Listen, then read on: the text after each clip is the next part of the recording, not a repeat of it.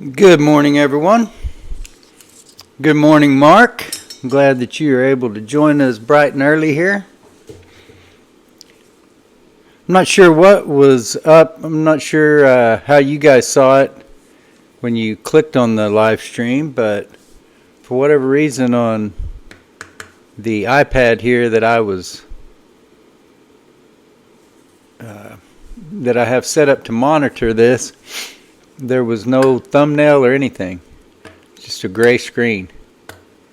Weird. Was it like that for you too, Mark?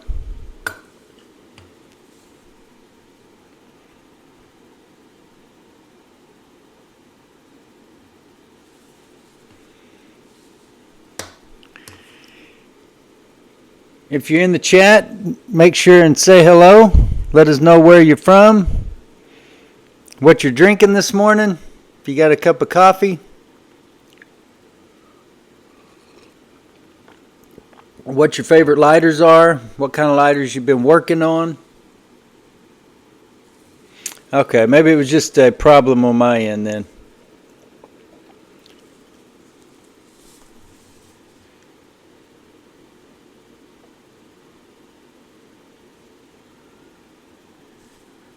Give me just a second here. Okay.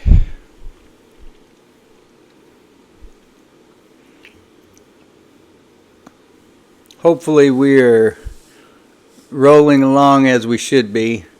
Good connection.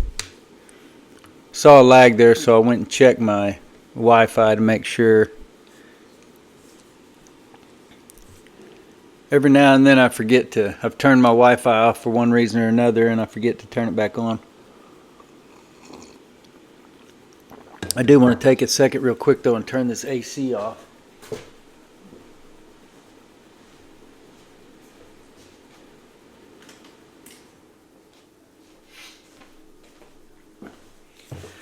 Was recording some videos about an hour ago. Had the set all set up here. And hello, old Henningsen. Glad that you've joined us this morning. Yeah, old Henningsen says, "Hi, Joe and the lighter gang." Yeah, that's a good way to put it. It is a lighter gang, isn't it? But I was making some videos, some show and tell videos after yesterday, focusing on, I made several repair videos, and there was a siren going on right outside the window here, so I don't know how well that's going to, or how bad that's going to come through in the video. Kind of surprised.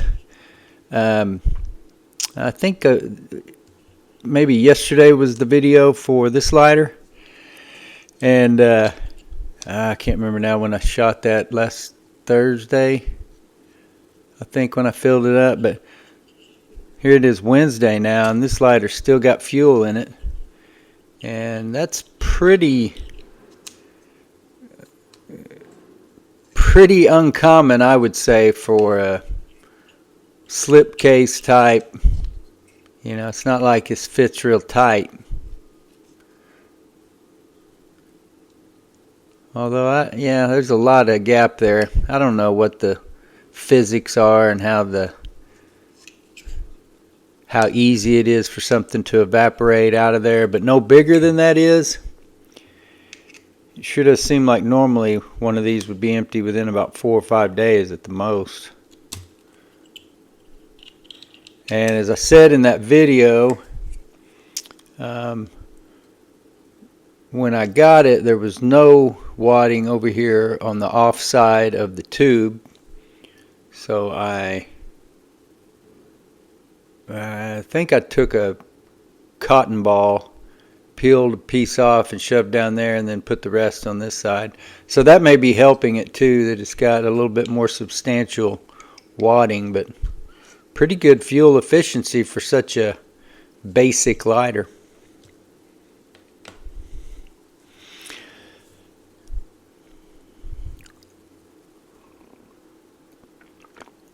Good morning, Professor. Glad that you were able to join us. Hope that your schoolwork's going well. Was it, I don't think you were with us at all last week. Were you taking a test or something?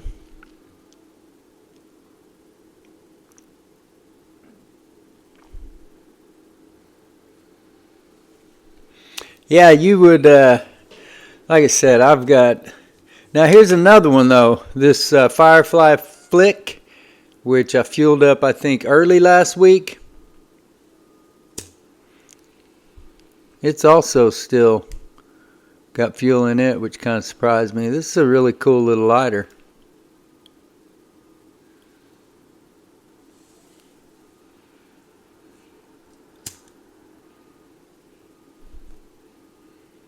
Sort of a, I guess you'd call it a manual semi-automatic design. It's the same motion that opens it that provides the pressure and the turn of the wheel, but semi-automatic because you still have to close it. I've also got a couple of others here which you'll see. I'm not sure if either one of those videos have published yet or not, but no, probably not. That may be some of those that I just made yesterday. This lighter's been re-wicked. You can see that first time I turned the wheel, how it kind of like a little small explosion. So I'm thinking that maybe it is still suffering from vapor lock. It's got such a big tank in it. Well, I mean, the tank's nowhere near as big as the lighter, but it's pretty long for an aluminum block lighter. And a pretty big hole down through there. So all things considered, maybe the size of the tank, or really that may not have much at all to do with it, more to do with the fact that it's still retaining all that fuel. Maybe it closes the snuffer and the fuel cap seals so well that the volatility hasn't calmed down yet. Otherwise, I'm really at a loss. It's not the greatest shower of sparks you've ever seen. It seems like it would be good enough to light the lighter more often than it is. And that's the first time this one's lit for me. Other than making that video, I've messed with it a few times and it didn't light at all. Now, this other one is a similar problem. Changed the wick. Still doesn't want to light, but it's starting to light a little bit more often, maybe 50% of the time. And I really do think that I'm starting to believe that both of them, what it is they're still suffering from vapor lock. So maybe I just need to be a little bit more careful about not overfilling them. So many nuances with petrol lighters and what makes one function the way it should, what makes certain symptoms occur that you don't want to happen. It's an elementary design of making fire, but there's a lot of variables that play into it.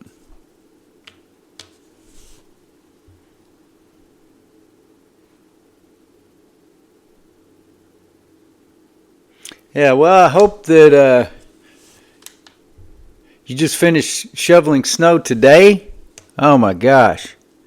Man, I don't even want to think about that. We're just finally getting some fall weather here in Oklahoma City. We're still in the 80s most days. Excuse me. Man, I know you're way up north there, but I didn't know there was snow already. But I hope your schoolwork goes a little bit more smooth this week too, Scott. I can't even remember for sure I think we did it on Wednesday last week, so I think the same day.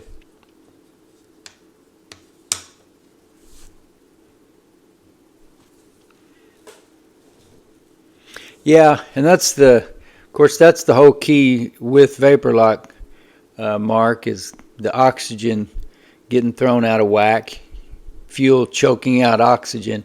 And I think both of these designs are sort of prone to that because the ignition area here is so narrow. It's very easy, I think, for the fuel to choke out the oxygen when there's just not much space there to begin with. It's cool. I really like that drilled out windscreen design. But we'll see. We'll see if it starts lighting a little bit more reliably, which so far, I mean, it's not even been close. It's lighting maybe once out of every 50 spins, to the point that I'm about to give myself permanent damage on both of these thumbs from trying to turn these wheels.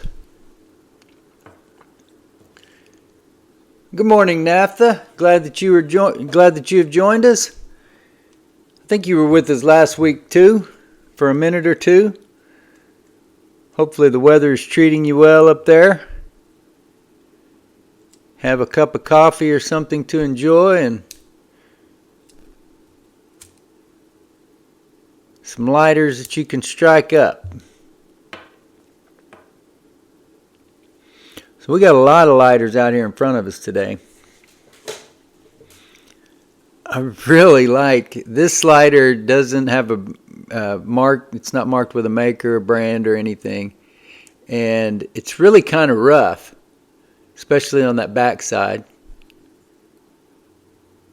A little bit more of a finished look on the front here, but I really like this. It kind of reminds me of when I first discovered the Cygnus, how they reminded me of the Dunhill roller lights.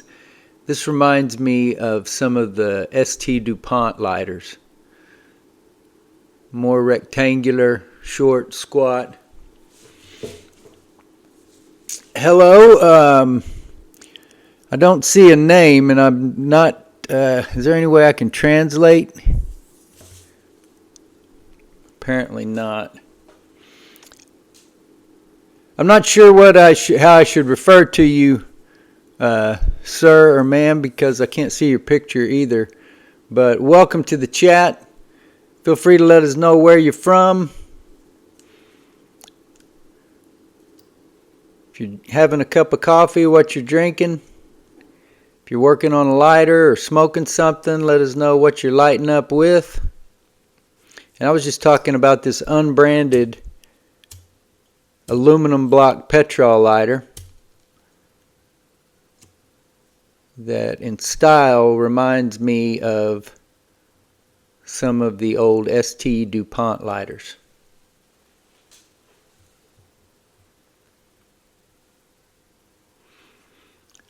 We're going to have a heavy dose of aluminum block lighters for a while, and I have gotten started working my way through them.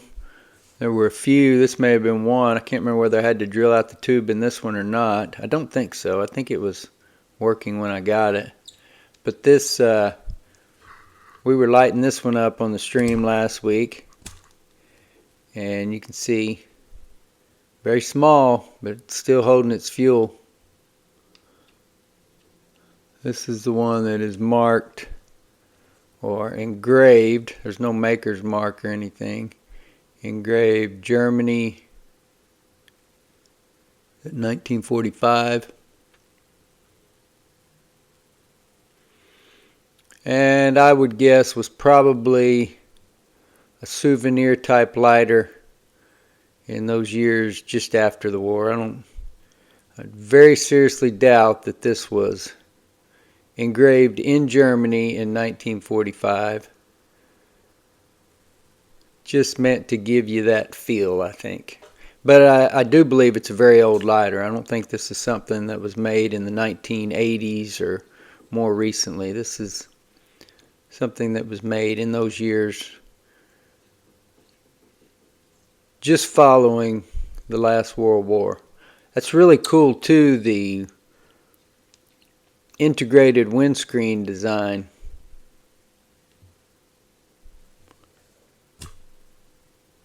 This is where being a seller first and a collector second kind of hurts, because this is one of those lighters I'd really like to keep a hold of.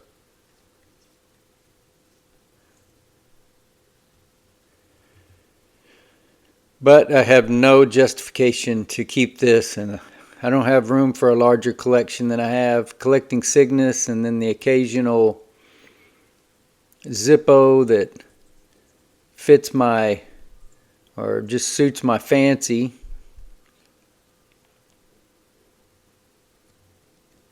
All the sentimental lighters that I have because of my dad or other relatives that have passed, ones that belonged to them, those are in my collection. Some that have been bought just because they reminded me of them.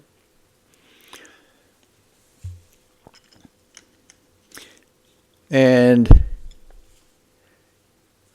this is, I'm pretty sure we had this on the live stream last week as well, but this is the newest addition to the Penguin Cygnus petrol lighter collection. This one's a pipe model, which I've only seen, I can remember seeing 2 or 3 listings, I think on eBay. So this is the first one that I've ever had in my hand, and only probably about the third that I've ever been aware of.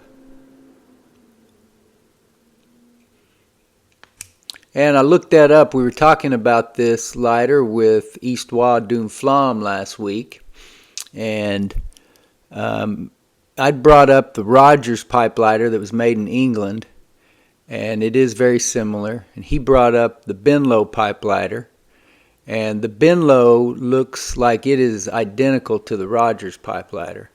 They're both they look exactly the same as this, I think, only rather than having the Cygnus flint tension thumb roller mechanism, they've just got a flint screw right here. So yeah, Histoire, if you're out there, I did look up that Benlow pipe lighter.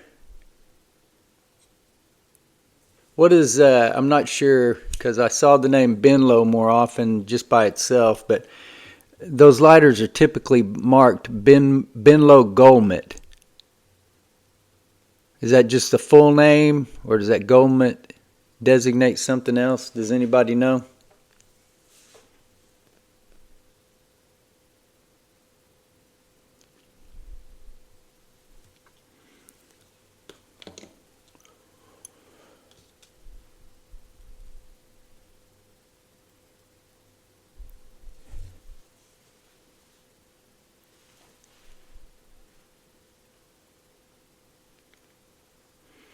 Yeah, I can't remember.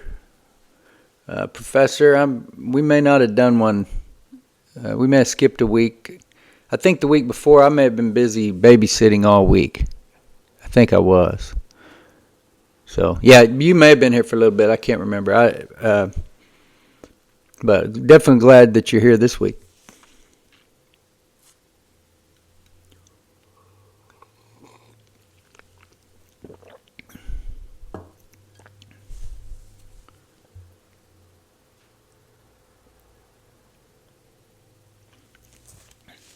Were you talking about this that had a big opening around the wick,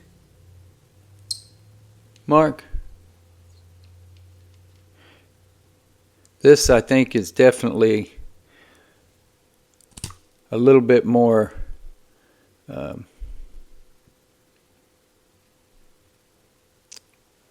having a little bit more of an aversion to vapor lock because it's got more space for sure.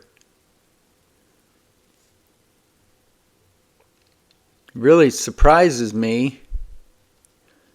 I mean, that plastic cap might seal better than metal to metal, so that would be one thing.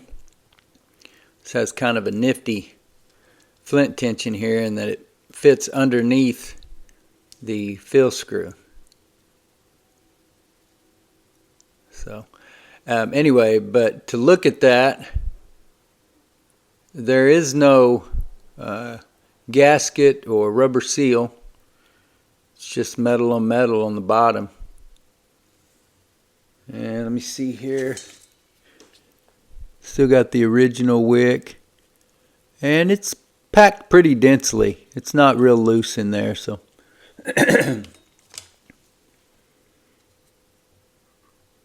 Now, if there had been a rubber seal on the bottom, then I might expect the fuel to not evaporate out in over a week now. But that just being metal on metal, that kind of surprises me. But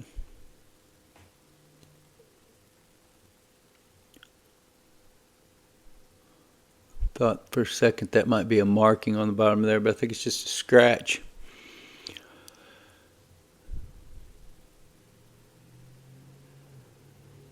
Okay, cool. From Iraq. And you love original and old things. Awesome. That's, what is it that over on the Facebook page, it says, oh, what does it say? If it's old and useful, we like it. That's one of our mottos here at Dependable Flame. We love old things. And if they're not working, we love to put them back into working order and demonstrate to others how to do so as well. When I first started this, I pretty much anytime somebody wanted to send me a lighter to work on, I would work on it, get it working for them, and then just send it back to them. I never charged anybody anything.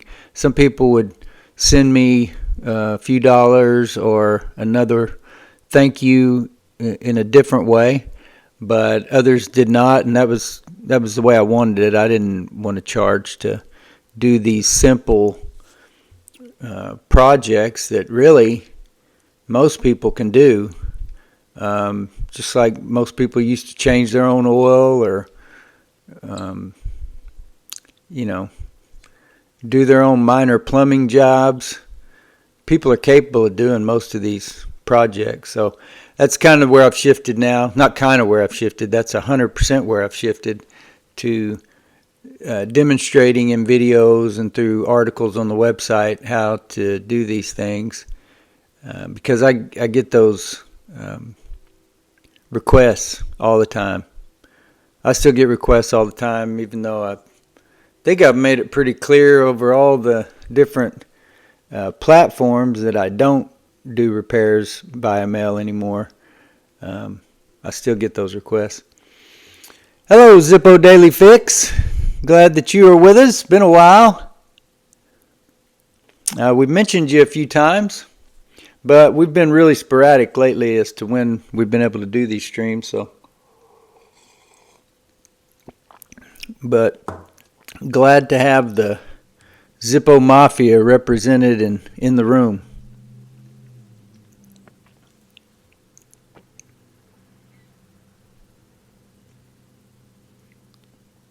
My friend from Iraq, is there something I can call you? Can you tell me what your name is? And do you have a favorite petrol lighter? Do you collect them? Go to flea markets and other places or search the internet looking for them all the time? What is your favorite part about old cigarette lighters? You've been sporadic lately on everything. Yeah, I understand. I've spent just as much time over the last couple of months babysitting as I have working on lighters. So, yeah, it's a flow of life. But I did notice the other day that I'm up to 780 some published videos now, so almost 800. That seems like a lot of videos. But, the work table in there, project table keeps getting, I posted a picture of that part of that table earlier this morning on Facebook.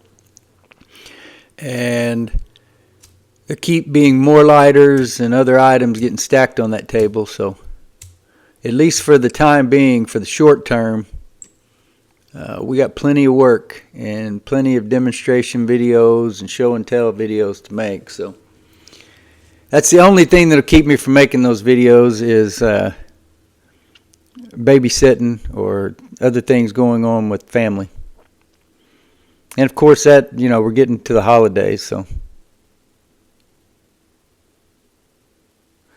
Cool. So, do you have a big Zippo collection? Talking to our friend in Iraq. And also, is there a name I can call you? I wish I could see the picture. I can't see if I should even be calling you ma'am or sir. We've got others from a little bit closer to your part of the world who join us. Our friend Burak Beer from Turkey. And,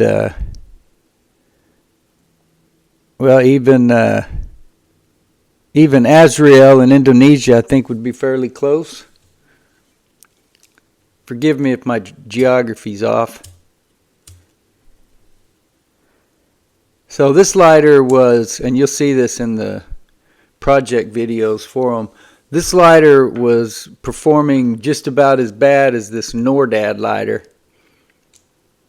But I'm starting to think that they're both just vapor locked, like long-term vapor locked. So maybe I should open up the fuel screw on that and let it dry out a little.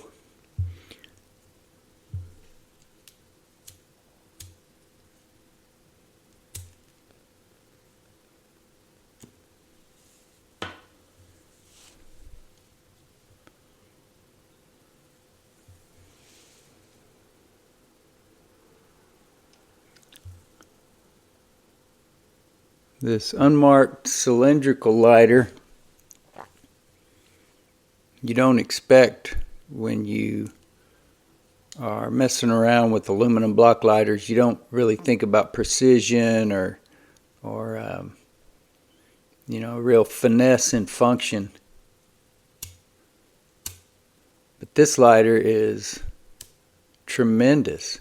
I'm not a huge fan of these disc rollers either. I like the long rollers better, but the way that little disc has the give and take there with the flint spring, it's a really nice motion.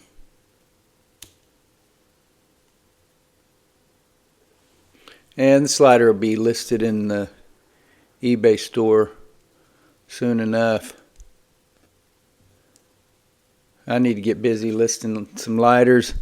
I had somebody contact me yesterday that was asking me about a cigar ashtray, and I'm not sure if I have any cigar ashtrays, but man, I have so many ashtrays that have stacked up around here that I picked up for, I won't usually pay over $5 for them. Something really cool, maybe I'd pay $10. But most of them I've paid $5 or less. And they're not really sentimental to me or anything. They were just really nice ashtrays that were cheap. And we use a lot of ashtrays around here too.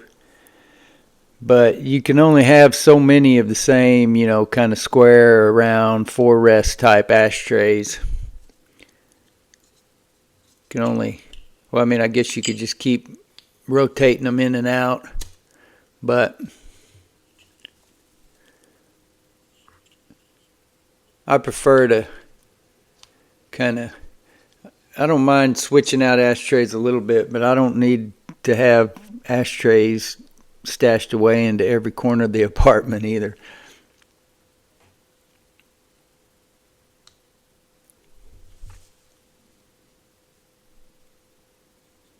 Yeah, the Contempo. So basically you're talking about roller lighters. That Contempo, that had a really cool roller on it. And I've got one of those around here. It's busted up. It's got a couple of problems. This is a really neat lighter. The only problem with it is it's short. It's like the Cygnus small model. It's kind of hard to actuate at times.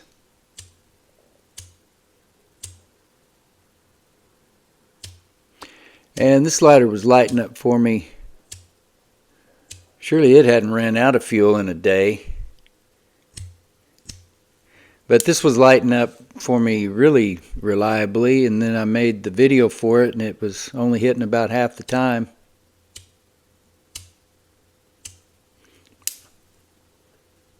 That's one thing about the Cygnuses. They got a really short fuel life. Who knows, maybe this thing's the same way. Not a whole lot of fuel. You know, I guess, I don't know. I wonder how many times you could expect to strike something to where it just burned up all the fuel. I never thought about that happening in a day, but I guess it could.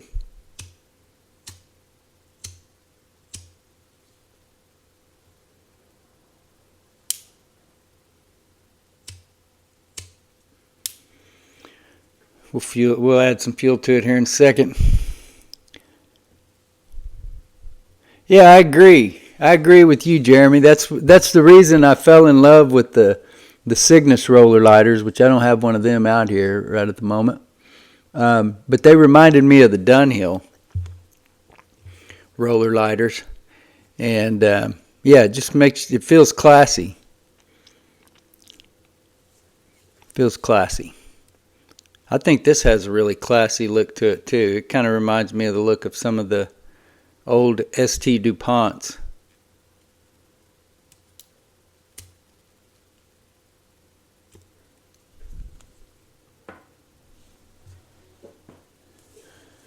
I'll be right back. I'm going to go grab one of those Cygnus roller lighters.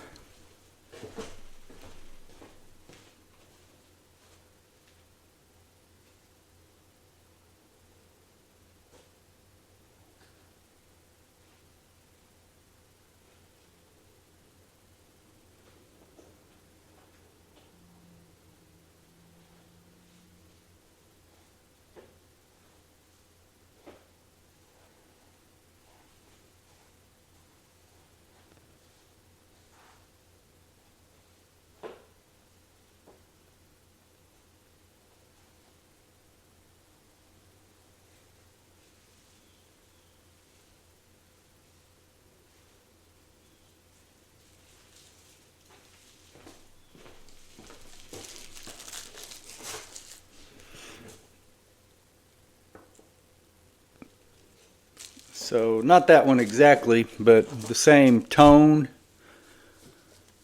The first Cygnus that I owned was basically the same as this, only it had Remington Rand advertising on the front of it. But that's the way I saw it in the listing.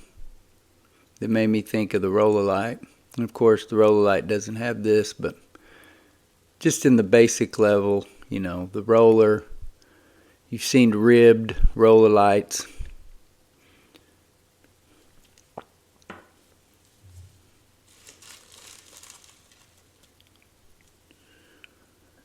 And then over time, that became the lighter that I have focused on as far as what I actually collect. And I've got somewhere over 20 of them now. I think just over 20. Okay, so you say all original lighters. So you're a big fan of all of them. That's kind of the way I feel. I'm a Zippo fan. You know, it's a popular, iconic American company. But I'm by no means a Zippo snob or believe that it's not a Zippo, then it's a knockoff, or that every other lighter is inferior. There are a lot of really cool lighters that were designed, you know, from the, I don't know, 1910s, I guess.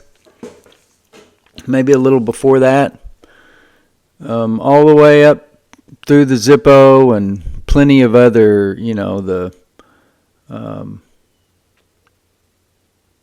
Champ Austria. By the time you got into the 60s, 70s, then you had the Champ Austria, the Park, Zippo, Brown and Bigelow. It was even Ronson had all kind of gone to the flip top style lighter. But, and you know, I'm not much for butane. I use them, and I'm always looking for a better butane lighter that I can use. I have a couple of jet lights.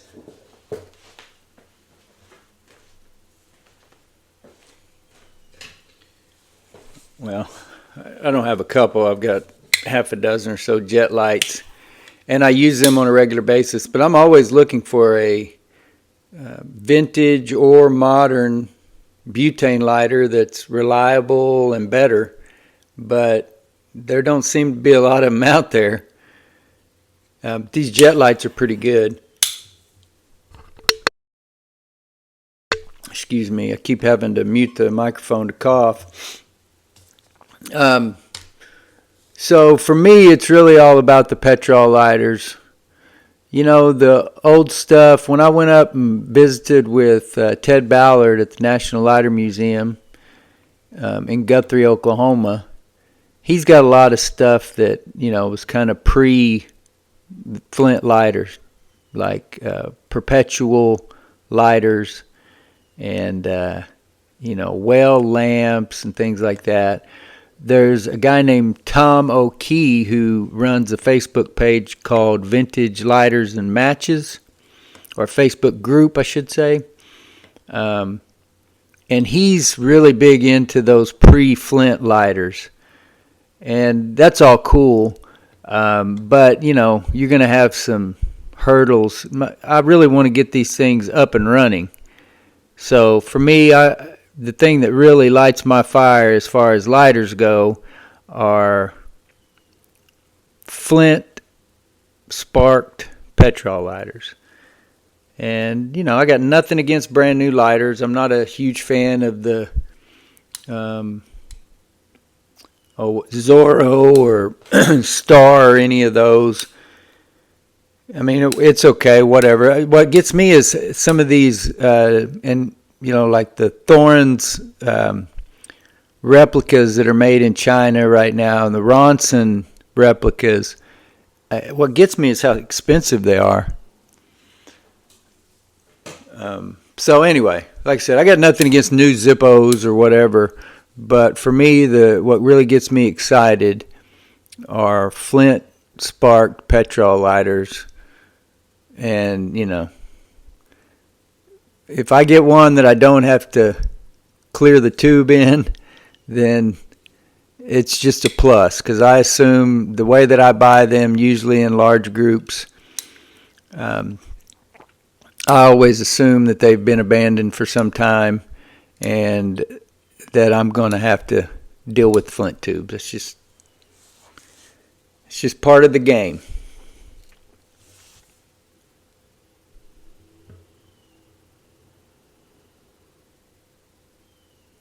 Okay, well, so Cartier lighters are typically pretty high end, or at least they used to be. There were a lot of, like I think there were Cartier licensed roller lights, and maybe like Dunhill lift arms also that were licensed to Cartier. But some butane lighters that were pretty high end from Cartier too. Is that what you're talking about? Vintage, old, really nice? Precious metals, maybe even jewels.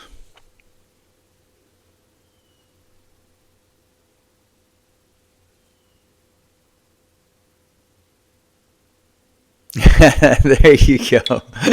Yeah, I like that Zippo Daily Fix. Feels like you should be lighting a cigarette at the end of a long stem for Audrey Hepburn. Yeah.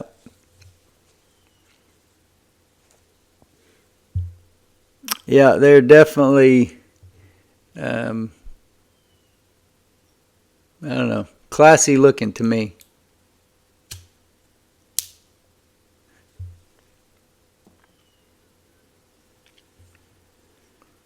Yeah, and I never really considered, I don't know,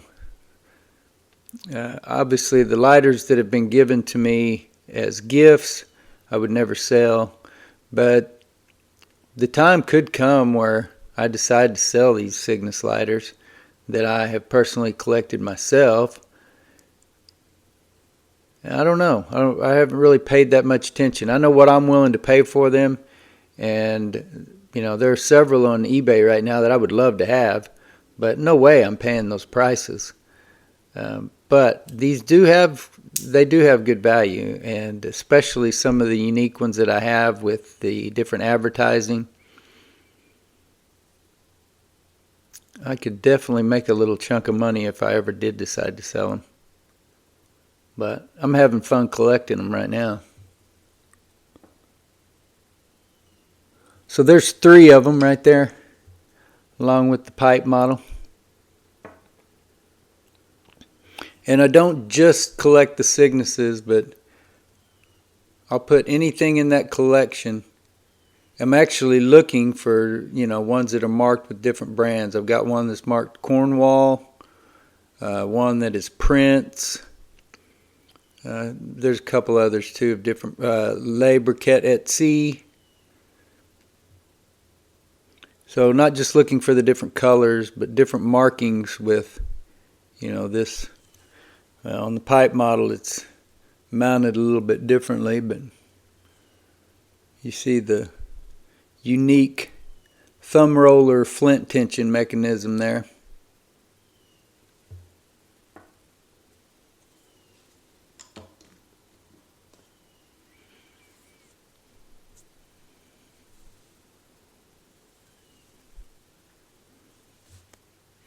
Yeah, it's a good lighter, Scott, for sure. There's been times that I didn't, I thought maybe they weren't all that good, but I think once you understand that you just need to purge the tank fairly often and maybe use better fuel, which I've been using this Vector for 3 or 4 years now. And it's definitely stronger. It produces a stronger jet than the old Ronson and Zippo butane that I used to use. Yeah, but for the money, which you can probably get these for about $10 a piece. On eBay, I'm not sure if you can still get them on Amazon or not. I don't know even if they're still being made, but there are plenty in packages that are still being sold on eBay. Yeah, the quality of manufacture and the craftsmanship. And so many of the lighters that I come into possession of are lighters that they've quit working on them, and they either didn't have the time, the wherewithal, and some of them it's been so long, it's lighters that somebody abandoned 40 or 50 years ago. But that's the part that I enjoy, is the work. Clearing flint tubes can be pretty mundane, but at the same time,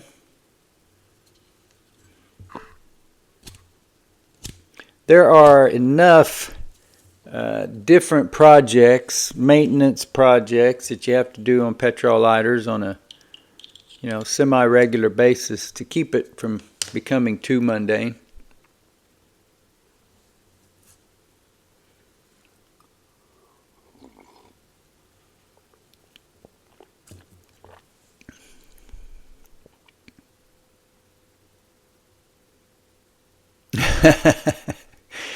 So, and forgive me if I'm sure you've told me this before, Mark, but the Exotac and the Maritac, how long do they retain their fuel?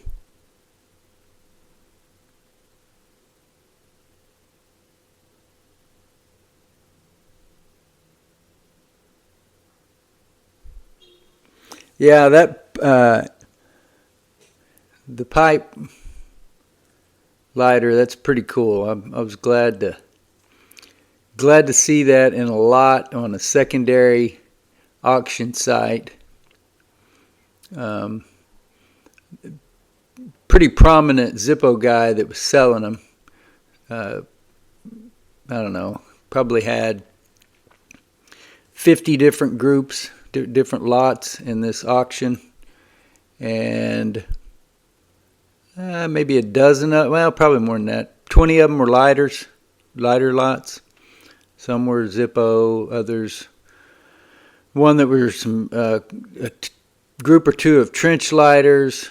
I bought 2 different groups of aluminum block lighters and then a couple of right point lighters. But this was in one of those lots of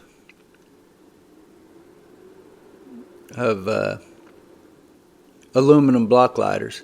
And when I first saw it, I had I think the bid was already at $130, which is what I ended up paying for it, when I recognized that the Cygnus was in there. And at that point I went and changed my maximum bid. I think I put in $230. So I was willing to spend quite a bit more than I did just to get this, but didn't have to. Yeah, pretty cool. It's always nice to find something that you haven't been in contact with before.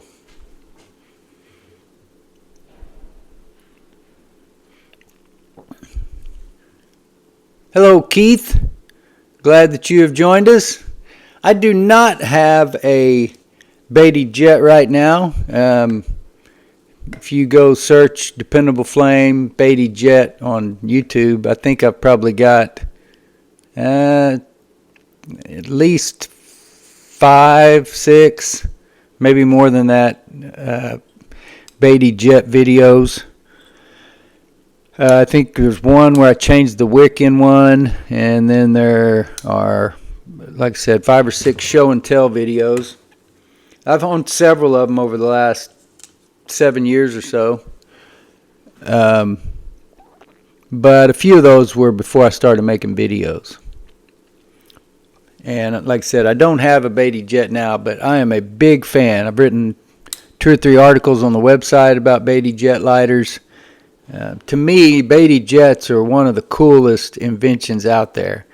That you can fill that up with petrol fuel, which seems so benign, and get a flame, a hissing 3-inch flame like that is pretty cool. In my estimation, anybody who collects vintage lighters to smoke a pipe of any kind should own a Beatty jet lighter.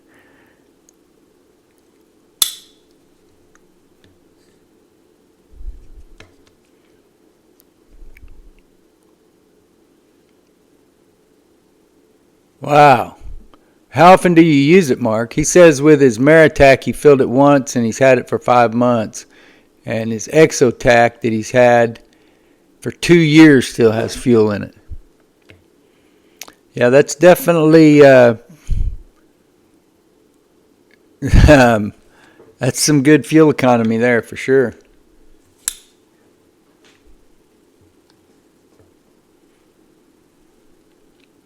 Where are you joining us from today, Keith, if I could ask?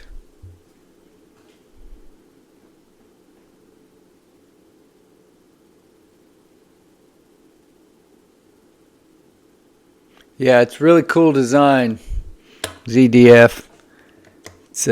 It's kind of like it kind of performs a little trick. Watching fire can be mesmerizing anyway. Which I think probably has something to do with pointing us to the true light of Jesus Christ. I've always wondered about that. You put people around a fire pit or a campfire. It's a thing to behold, and people do kind of get lost. Like I said, I think that has something to do with pointing us to the true flame.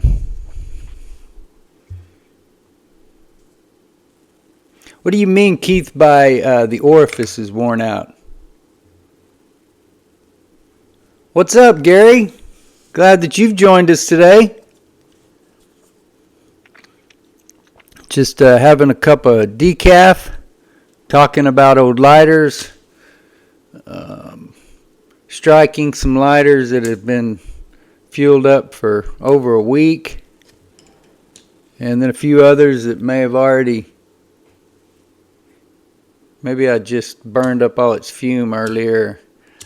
I think there is a legitimate possibility that this lighter, that I struck it so much that I already burned up all the fuel in it in a day, just because it's so small. It was lighting like every strike. Now it's not lighting at all. So we'll probably add some fuel to it here in a minute just to see. But some of these others are, this may be my new favorite lighter.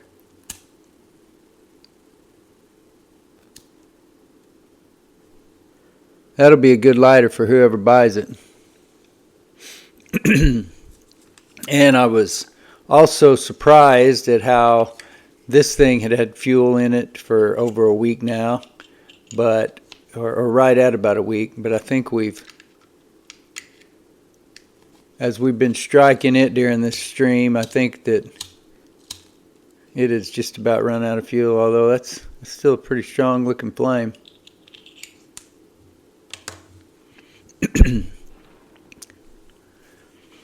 Mobile, Alabama. All right. Well, we got people come with us, depending on who shows up on a given week, from all over the South.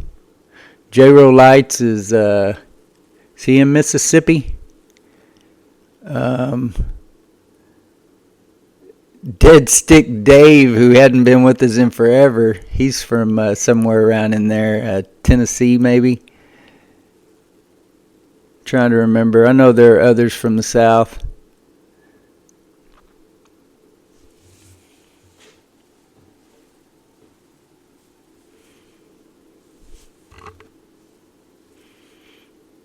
So Gary, what do you collect? What's your, do you have a specialty, or you just collect a little bit of everything?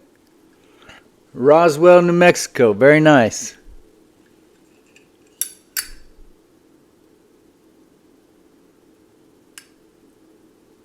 Which one are you talking about, Keith, that you said the flame is not very big?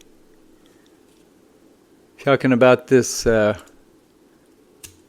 roller lighter?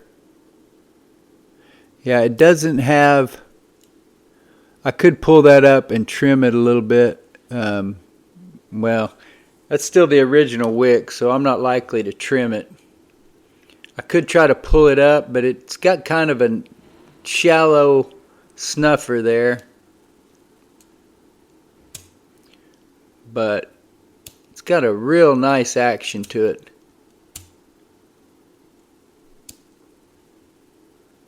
It's a nicer lighter than I expected it to be.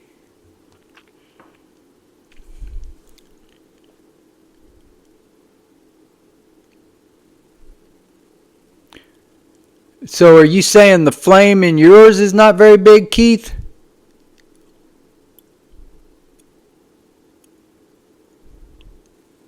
And are you talking about the stand-up flame or the jet flame that the Beatty puts out the tube?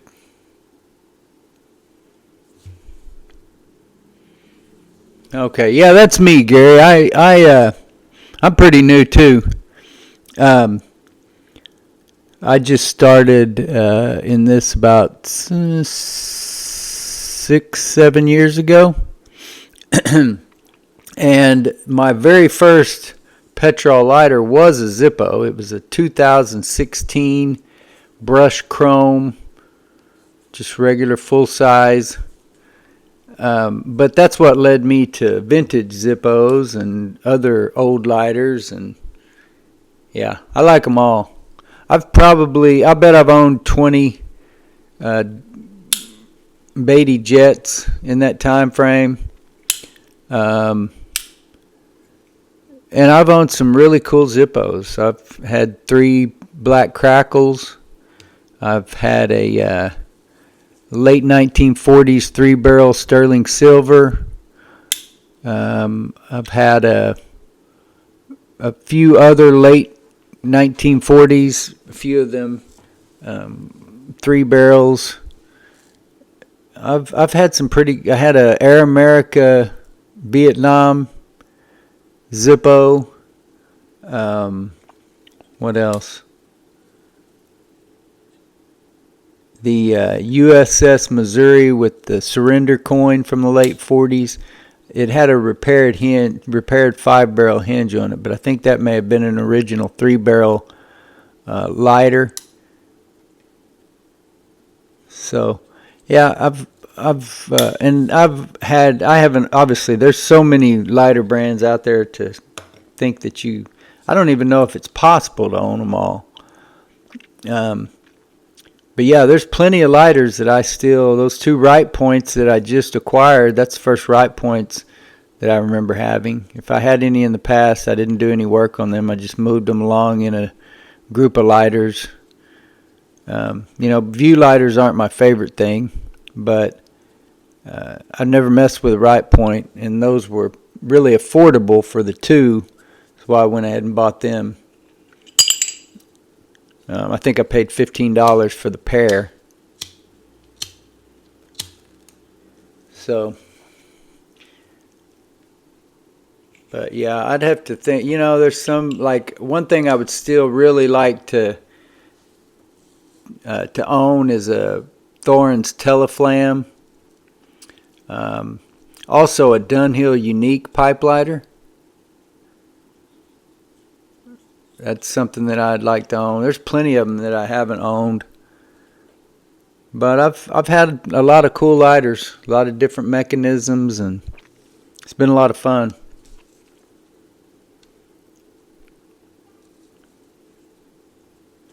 Okay, so Keith, you're saying it doesn't shoot out very well, doesn't produce a very good jet flame.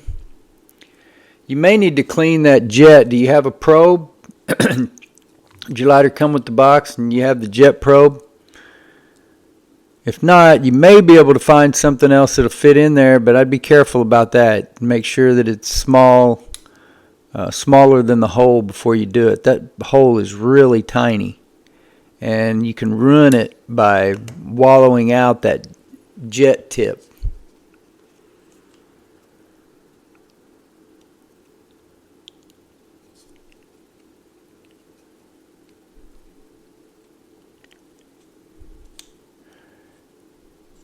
But yeah, you can blame me for that then, Gary, because that is my goal, is to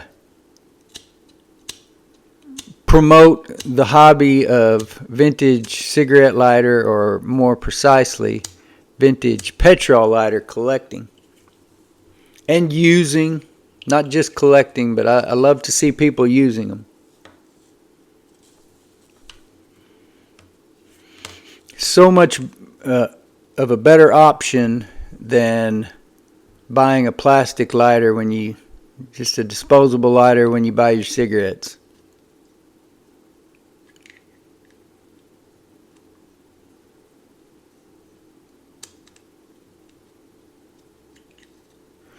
Yeah, I'll tell you what, Mark, you mentioned the soft butane, and I still use it.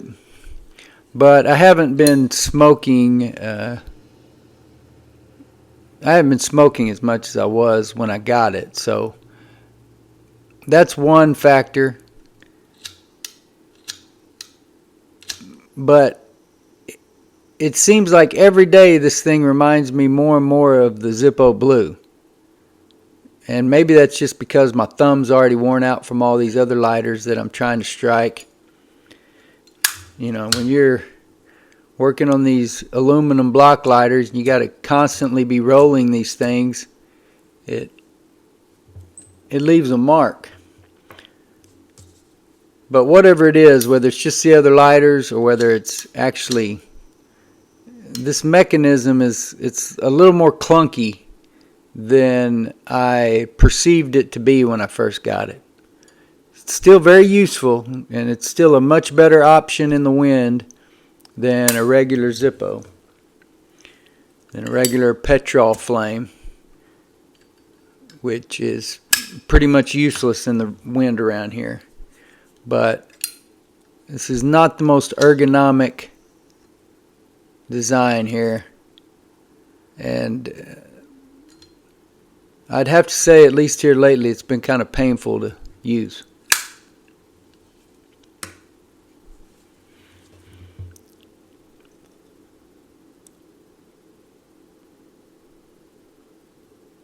Yeah, Gary Ronson, that may be my favorite lighter that I've ever owned. I can't remember how much I bought that lighter. It was unidentified as to what it was, and a lot with a few other lighters. And I think I sold it for $380. I don't remember exactly what I paid for it, but it wasn't that much. But that lighter wasn't perfect, had some dents on the backside, not horrible, but, sort of pressure dents, like dents from use because of the way the fingers had been on the back of it so much. But the mechanism in that Debonair was as impressive as any lighter I've ever owned. It was a fantastic lighter. Yeah, they are expensive. They're definitely expensive. And, if it's leather wrapped, the one I had was just engine turned, which is cool enough, and it was rhodium plate. I don't know if that really makes much difference. But the engine turned and then ones that have other embellishments, yeah. Or not engine turned, leather clad, that can be a little bit more expensive, I think.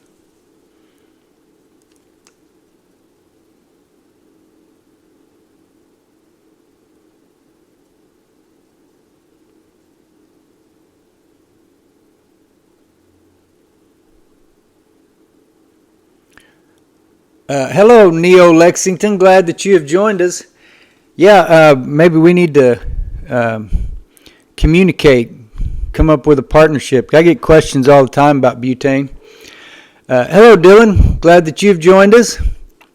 And I usually point them to my friend Donald Hind, who has the website lighterfix.dk.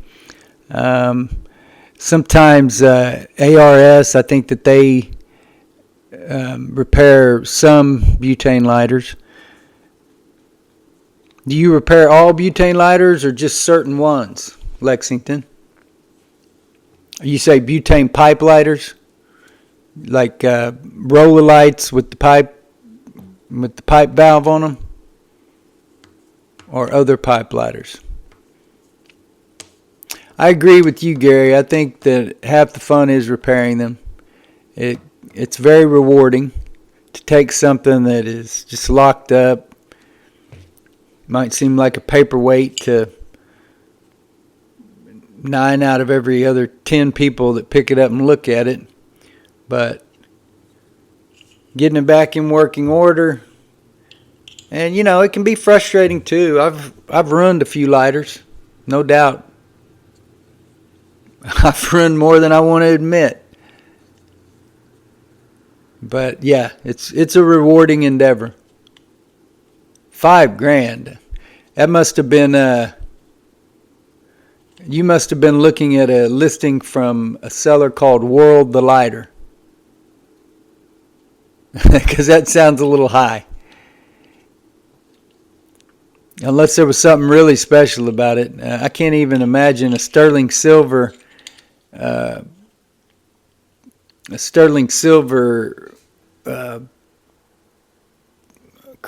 debonair. I can't imagine a sterling silver debonair being $5,000.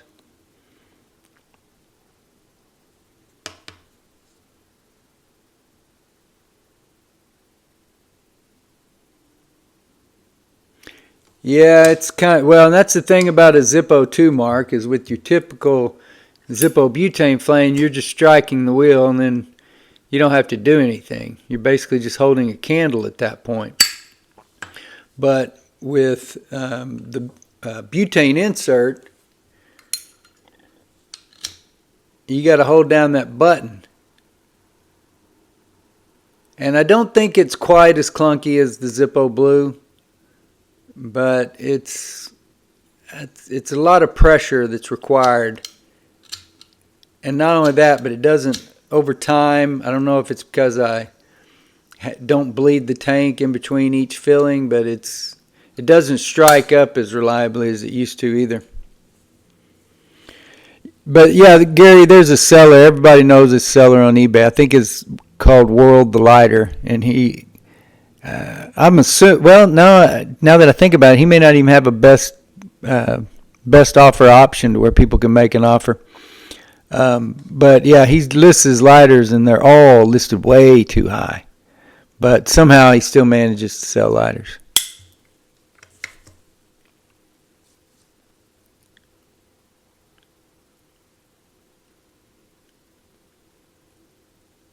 Zama, okay, so Lexington says that he likes to work on Zama, Dunhill, I Am Corona, Savinelli, GBD. I'm not real. Savinelli and GBD, are those newer? I've come across Zamas, Dunhills, I Am Coronas. It says Zama lighters are some of my favorite. I have quite a few of them. Do you do repairs? Do you do repair videos, Neil Lexington? Do you post here on YouTube? There's only one Debonair listed on eBay right now, huh? Yeah, I would guess if there's only, especially if there's only one listed, that it's probably that seller, World the Lighter. Pull up eBay and do a search real quick.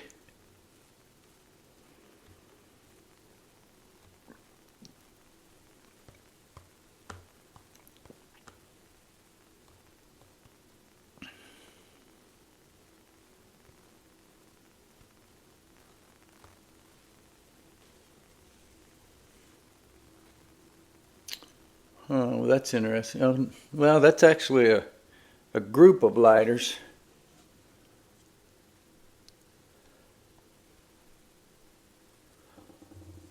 So what else? And yeah, it does look like a leather-clad Debonair there, and a Tabaret, and several others. And it looks like some of those may have the D-Light fitment. And then some kind of case. So yeah, that's probably a little bit high. And this is a new seller, I think. Yeah, he doesn't have any feedback yet. So yeah, it's probably a little bit high, but there's a lot in that listing too, other than the Debonair right there.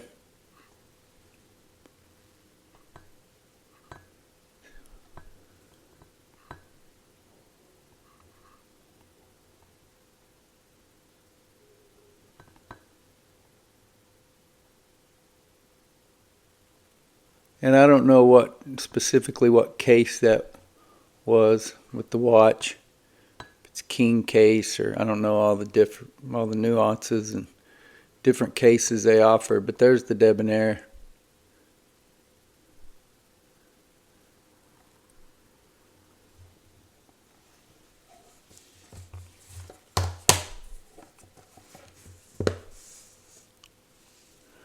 Oh, the one you saw was just one lighter, huh? Well, I wonder if that's sold then. Check the sold listing, see what comes up.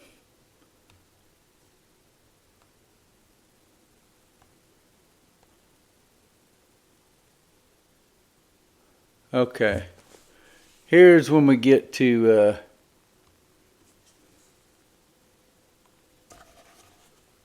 I think this is World the Lighter. Yeah. World the Lighter. And that is, oh, there's only one picture. Yeah, I'm not sure why there's so many listings of what appears to be the same lighter either. But let's look at sold listings, see if any come up. Yep, and there you go. debonair rhodium plate lighter, and that one sold for right in the same neighborhood that I sold mine for. And that may be, I can't remember if that's the same engine turn pattern that was on mine, but it was rhodium plate. Like I said, I think I sold it for $380.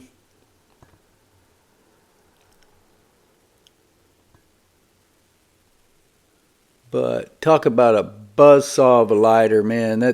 That mechanism is as impressive as any I've ever used. I would have loved to have kept that lighter.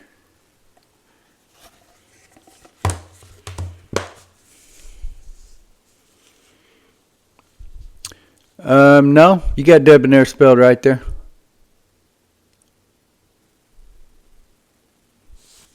Did I already ask you, Gary, where you're? Oh, there you go, Roswell, New Mexico. So you're here in the States. So yeah, you should be seeing the same listings I am, I think.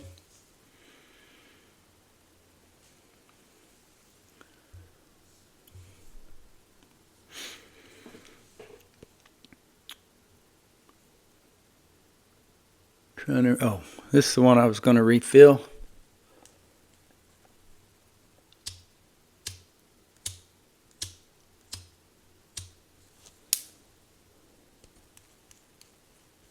That seems kind of extreme to me, that you could use a lighter so much in a day's time that you could empty it of fuel.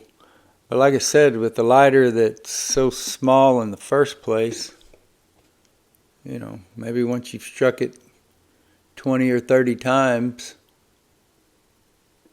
maybe it might have used it all. And I overfilled that. So I'll have to dump that out.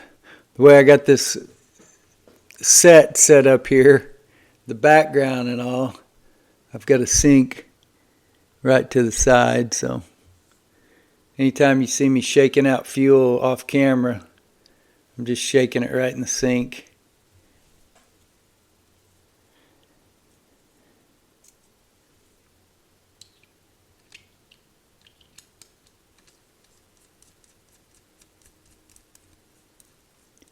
And this lighter is marked Del Mar, which when I looked that up, I couldn't find anything on the Toledo Bend website, and nothing came up on Google either.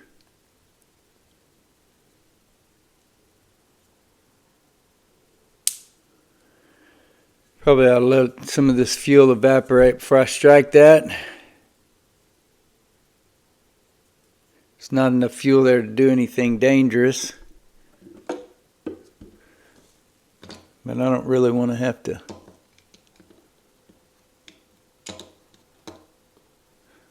put flames out off my fingers, or have you guys hear me scream like a little girl either.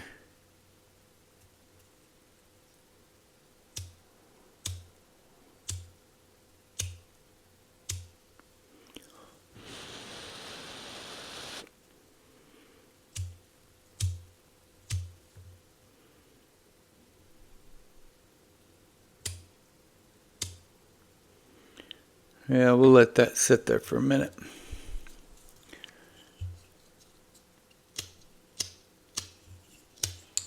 Go ahead and add a little bit of fuel to this one too, because I have enjoyed having it fueled up, using it around the house here for the last week or so. You know, sometimes if you hand a woman a lighter and expect her to figure out how it works, it doesn't go too well. This one's pretty self-explanatory.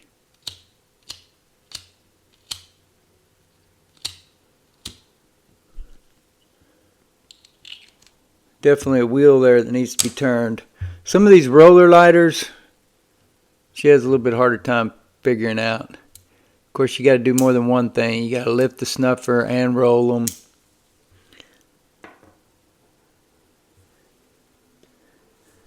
That one you'd have to figure out to unscrew the cap. So I get it. Not everybody is as mechanically inclined as the next person. I refueled this, or re-wicked this lighter as well.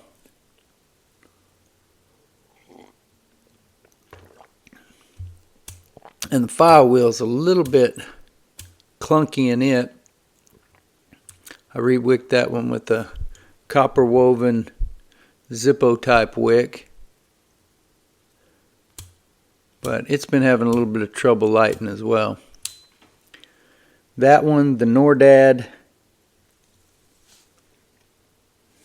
and this one that I said reminds me of a ST DuPont. Although this one has been lighting quite a bit better since we started the stream. I think the vapor lock in that one finally calmed down.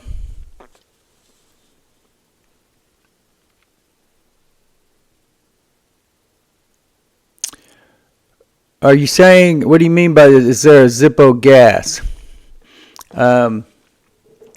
There's a gas insert that you can use in your Zippo, and they make torches, this soft flame, but then Zippo also makes their own butane. Some people, I've seen ZF77 has put out videos, and he claims that it's superior fuel, or I'm sorry, inferior fuel, and I would tend to agree with that. I think the reasons that he gave were because it's one of them anyway is that it sits on the shelf for so long. You know, this Vector, I bought a pack of 4 of these 3 years ago, and it all still seems to be working fine. But the Ronson all butane and Zippo butane that I used to use, I had all kinds of problems with my butane lighters when I was using those. Like I said, I thought the jet lights weren't very reliable when I was using that butane. Started using the Vector, and suddenly these are the best lighters I own.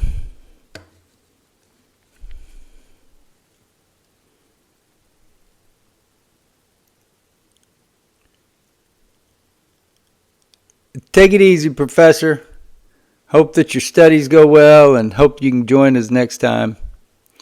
Neil Lexington says he doesn't do videos. For me, it's just a hobby in his spare time. I'm also a piper, so both hobbies go hand in hand. Well, you know, there's a big pipe community here at YouTube, so you might as well start posting some videos of what you're doing. I guarantee you it would be helpful to somebody.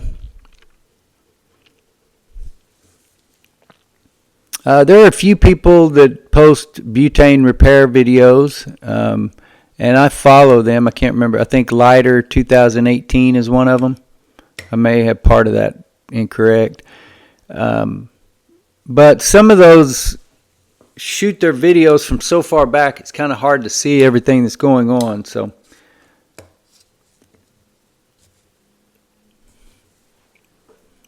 well, Dylan, it's not necessarily. It kind of worked out that way yesterday. On a typical week, if things work out the way that I foresee them, then I would rather do them on Tuesday. But Wednesday has been a little bit more feasible here lately. So, it really all depends on what else I'm doing. And if I am babysitting on a Monday, especially if it's late, then I may not have everything around to be able to, or, you know, I may not have even really made any videos yet that week or done any work. It's kind of hard to jump straight into a live stream at that point. Seems like I need to get some work under my belt in a week to have something to talk about.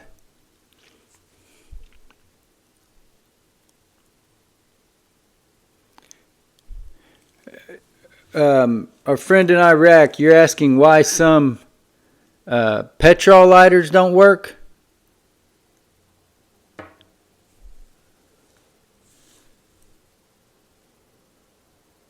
Take it easy, Keith. Glad that you've joined us.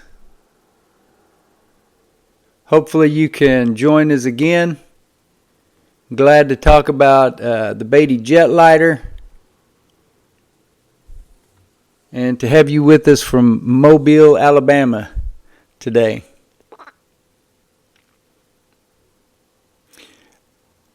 The professor mentioned earlier that jet lights are $12.95 on Amazon, and that's a fair price. I'd have a hard time paying that much. I think I have 7 of them, and the last 6 that I bought together on eBay for like $18. So $3 a piece. They're definitely worth $3 a piece, but they're worth 13 for sure.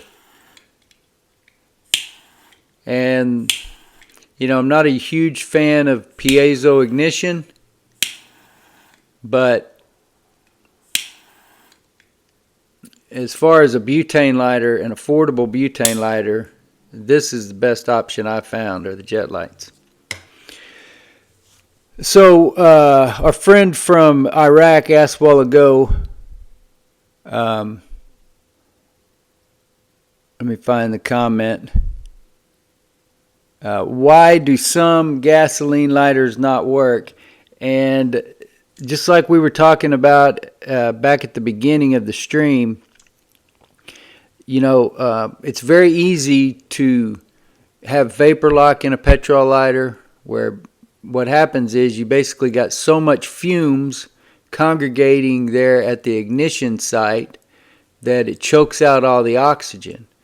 And that's why I'm pretty sure that's what's going on with this Nordad lighter, is because it just looks like it's not going to light at all, but then occasionally the spark will kind of cause a small little explosion right here. You'll basically see it blowing sparks up and off the wick rather than catching a flame. And that condition is called vapor lock. It's got too much. And first of all, let me just say that is my opinion about what's going on here. That's my theory. I don't know that for a fact. But there are other things that will make a petrol lighter not work either.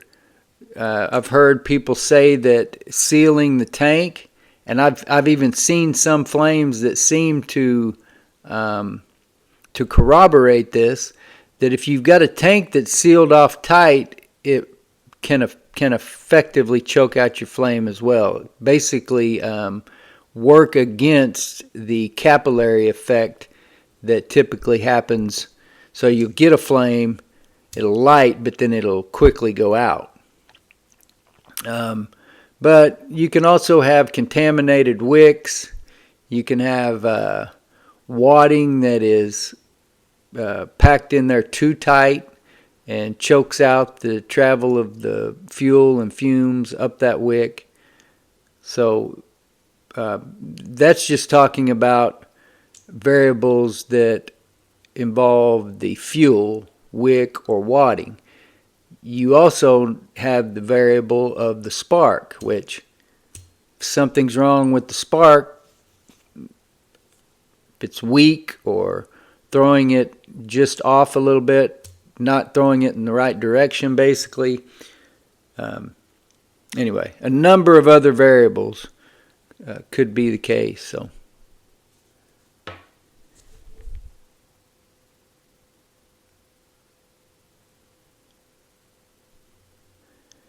yeah, that's possible. I know that it's a fuel evaporating in hotter climates is definitely an issue, but yeah,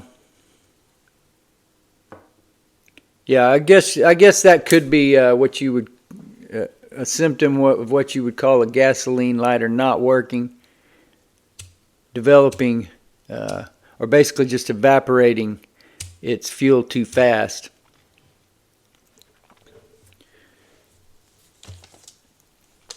Now I'm curious if I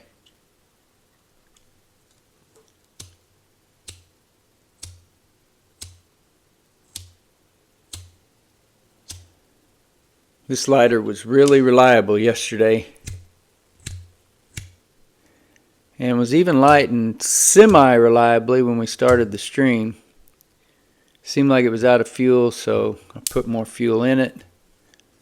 I don't know if we're vapor locked now. It did have quite a bit of fuel in it. I shook it out in the sink, but it was still pretty full.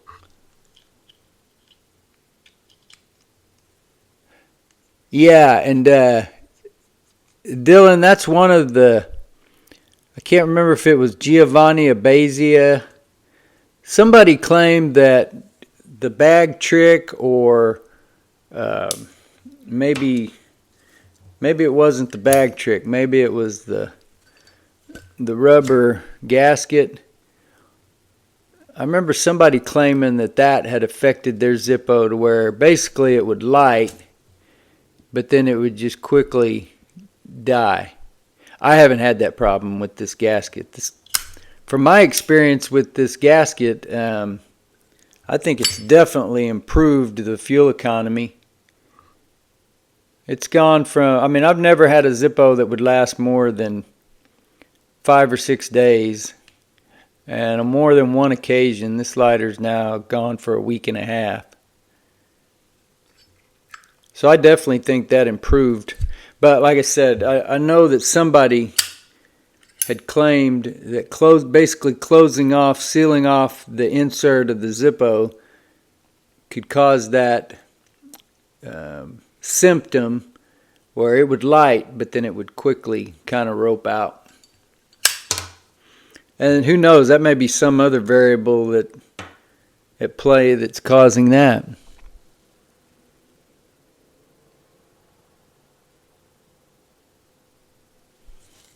But I don't know if that's what he's talking about, Dylan, because he said, why do some gasoline lighters not work? I think most people that are using petrol lighters, when they quit working, if it's working and then it's not working and it's still sparking, then it's probably the fuel, right? So I wouldn't really put evaporation under not working. You just need to make it part of your regular routine, unless you want to run out of fuel every now and then, to top it off every few days or whatever. Well, it could be. I don't know. Some people call them kerosene lighters. There's no telling what you might be using. But our Iraqi friend, are you... what kind of fuel do you use? Do you have access to Zippo fuel or Roncinol, or is it an off-brand, or are you literally using gasoline?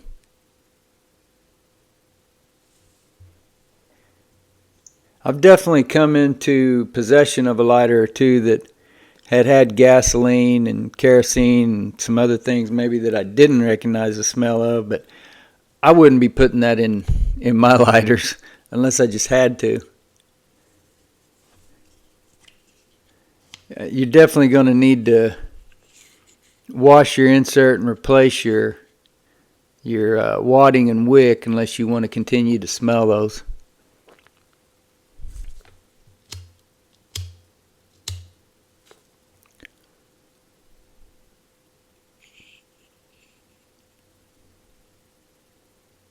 Yeah, I think I would just get the kerosene, that'll make it kind of oily, and gasoline just stinks. I mean, surely you've all gotten gasoline on your hand at some point. I haven't done it in years, but when I was a younger person, I can remember doing it several times. It's not a good smell to have on you. Nobody wants to or needs to smell like gasoline. But it's always kind of confusing to me because and it's usually not somebody from the States when you hear it, when you hear somebody say gasoline lighter. But I think when they say gasoline, they're talking about petrol fluid typically. But you also hear people say gas lighter, And it doesn't seem to make any difference whether they're in the States or it being somebody international. When somebody says gas, they're almost always talking about butane. So I guess gasoline is euphemistic for petrol, and gas is butane. At least that's the way it seems to me.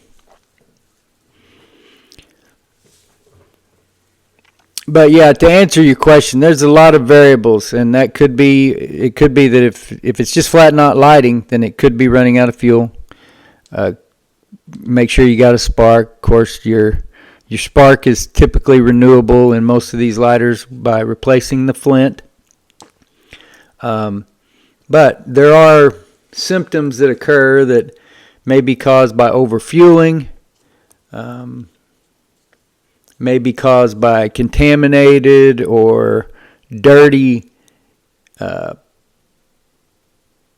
renewable materials like wicks, wadding, whatever. Could be an inferior wick that's just not suitable to maintaining a useful flame.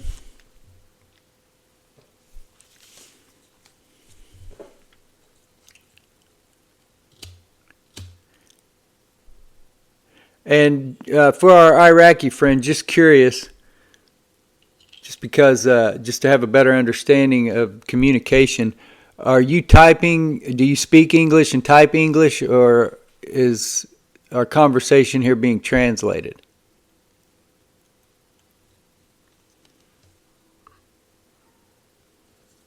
Just wondering how you can best understand me.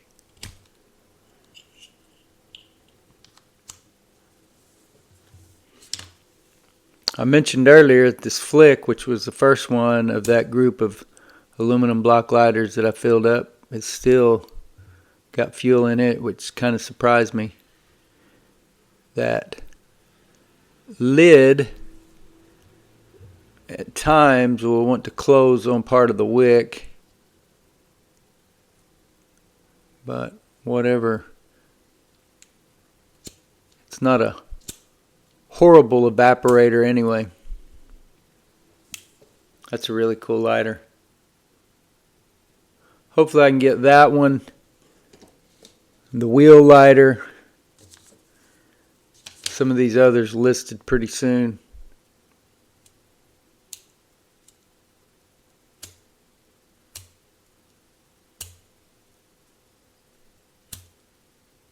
And that lighter is usually way more reliable than that. I don't think I've had it go more than once since I fueled it up without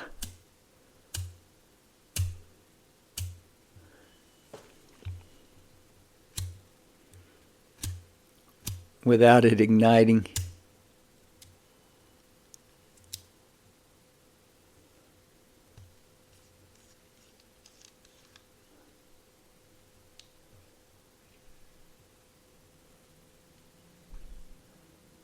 It still feels wet.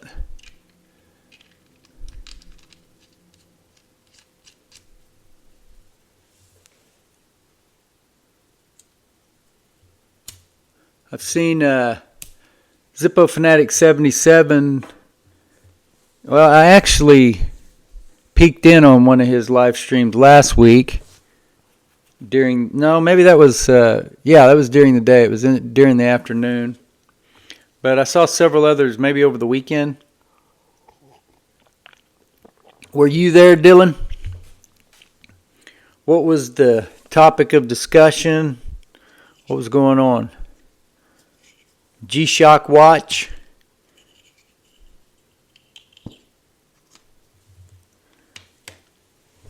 Or were they talking lighters?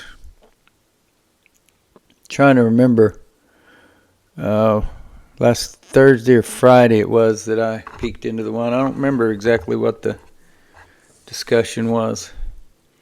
I had it playing while I was trying to take a nap. Finally lights back up.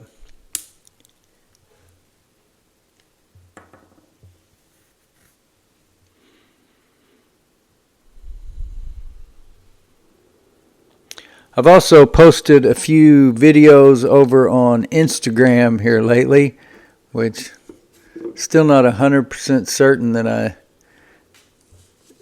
know exactly how Instagram operates or TikTok.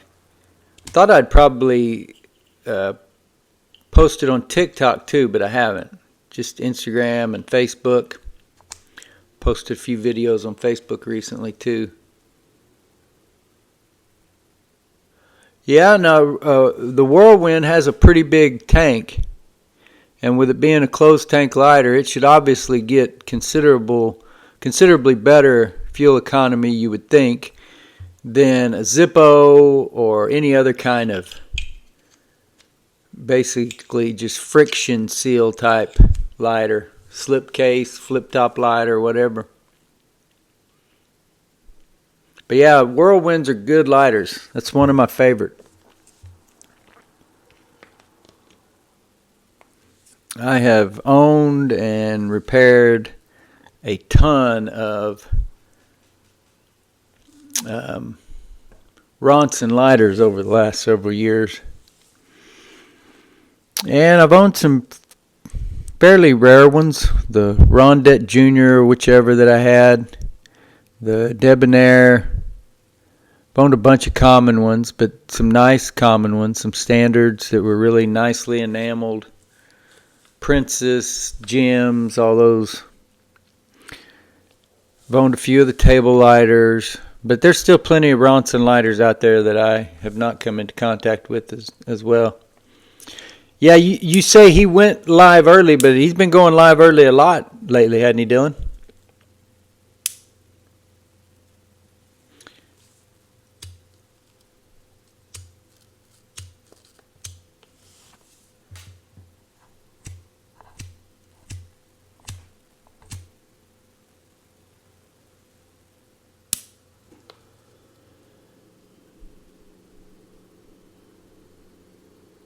Yeah, that was me. I think I was preoccupied with trying to take my nap that first of all, the people that were in, there was nobody in the room that I recognized, and I think when I got on there, he'd just started. There weren't very many people even in the room. And then before too long, I was floating off anyway.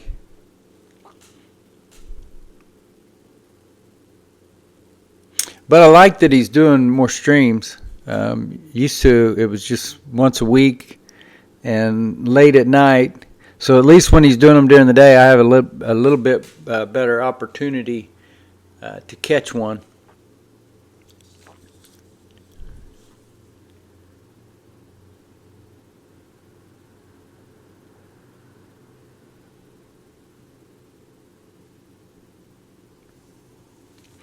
I would suggest or urge you guys also to check out those other platforms.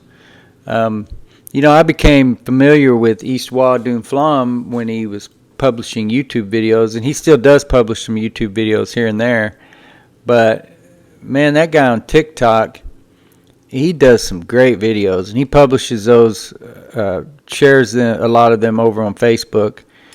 In some of the Facebook groups, or maybe just I'm friends with him on Facebook. Maybe he's just sharing them to his friends. I'm not sure. I've seen some of them though posted in groups, but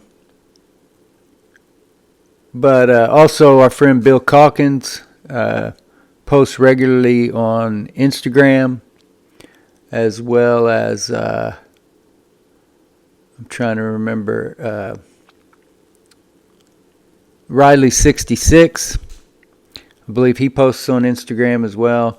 And I don't know, like I was looking through on Bill's profile the other day, and it looks like most of his are pictures. So maybe I need to post some of my pictures over there too. But I've recently I've posted a few just short videos. I don't know what you call those, reels or whatever, on YouTube, or not YouTube, Instagram, and then short little videos on Facebook as well. haven't figured out. I guess that Facebook doesn't give you the option of adding music, but on Instagram or YouTube, you create a short, you can add music to it. That's kind of cool.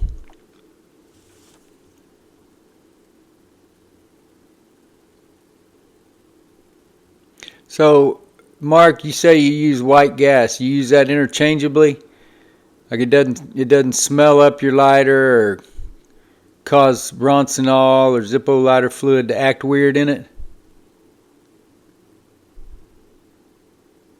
Yeah, you say interchangeably, so I guess. I've thought about buying a bottle of that naphtha at Walmart. Maybe I will. I've also thought about buying a small can of kerosene.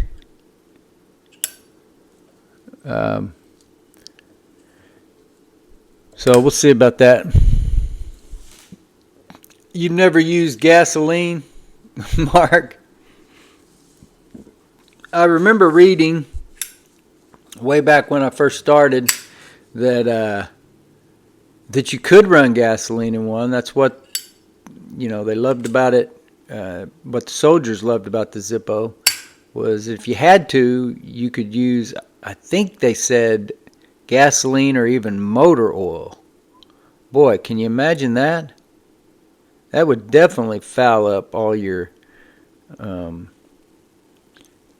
disposable materials if you put motor oil in there. Yeah, I don't know about that. I don't know if motor oil would make it burn like it should or not. Hello, Dominic. Glad that you have joined us from Austin, Texas.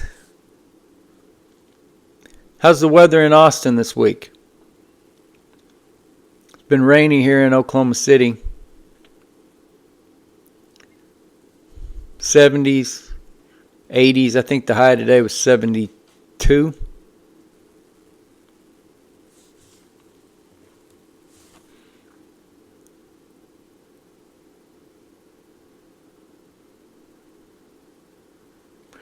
Rainy, yep. I think there was something moving in from the east. Surely it's not the same stuff, though, giving you guys problems all the way. Austin's a good way south from Oklahoma City, but yeah, we had rain yesterday morning, and then it was still pretty dreary in the afternoon, and something was supposed to have moved in overnight, and I think even a little bit later today there's going to be another wave of it. So whatever, I'll take it. It's better than 100-degree weather anyway. Glad for the heat to be over, and not real keen for the cold weather to get here anytime soon. Bad enough that right now you feel like you got to wear a jacket everywhere you go, just in case. But soon enough, it's going to be. The older I get, the harder it is for me in the winter. I can handle the heat. You can always get an air conditioning, find a fan, figure out some way to cool you down. But with the cold, especially with the wind, it'll just cut right through you sometimes.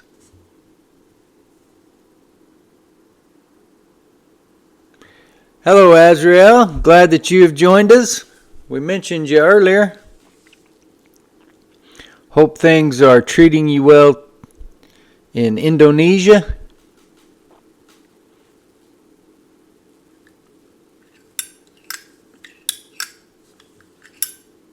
And I think you said it's your rainy season there, so maybe we're all in the same boat.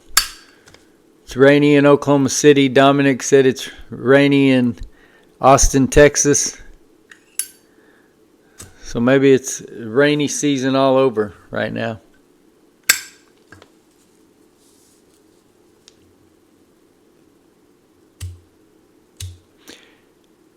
Azrael, were you able to catch any of ZF77's live streams here in the last week? Can you fill us in on what the subject matter may have been? This is a really cool lighter here. I really like this one. you don't see too many aluminum block lighters that are advertising lighters. I don't know if, yeah, I've still got fuel in it too. That's a really nice lighter. That's another one we'll probably have listed soon. If I can get motivated to take pictures. And there's only about 15 different elements of this job that I've created for myself that are all essential, and it's hard to get around all of them. Gary says it's raining in Roswell as well. Oh, but Azrael says it's actually dry season there. Okay, well maybe that explains why it's raining here. You missed a lot of streams, yeah. I haven't been able to catch too many. I ducked into one on Thursday or Friday. But I do think it's interesting that he's doing more of them and more often and varying times as well. Maybe one of these days we'll do a nighttime one. I don't know. The daytime works pretty good for me.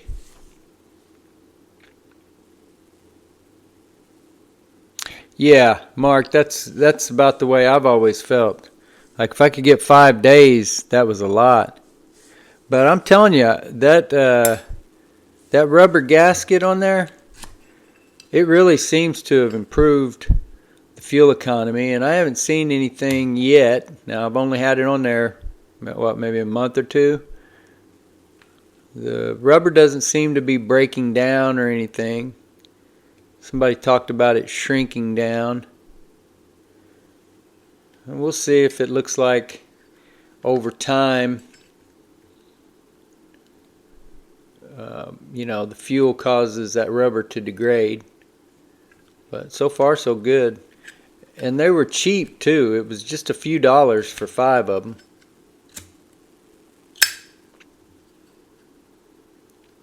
It's custom that ZF77 sent me. Really cool lighter. In remembrance of T-Man, with the beaker bong and cannabis leaves on the back. Has at times it's been really interesting to watch the patina. It doesn't look quite so iridescent right now, but at different times I guess the oils from hands that have come into contact with it has caused it to kind of have a sheen.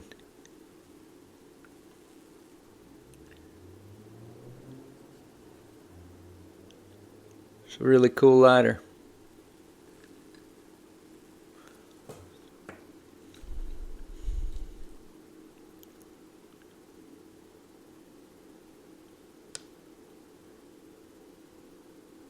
Yeah, I didn't realize you asked me about the... But yeah, that thing is working real well, Mark. I like it. I like it a lot.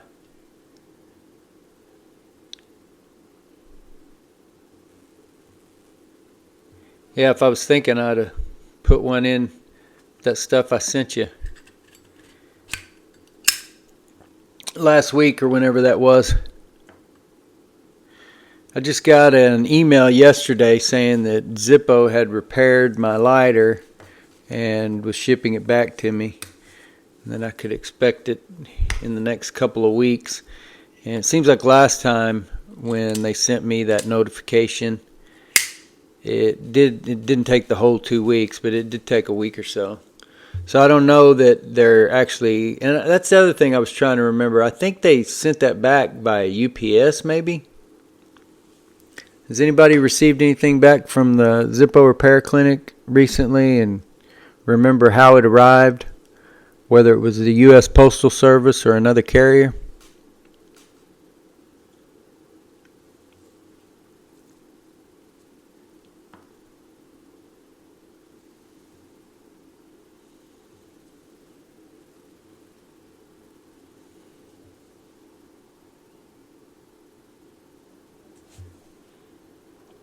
I don't remember what brand. I couldn't even find the lighter. I'm not sure that they were branded, Mark. Came in a little cardboard Ziploc envelope, and I bought them off of Amazon.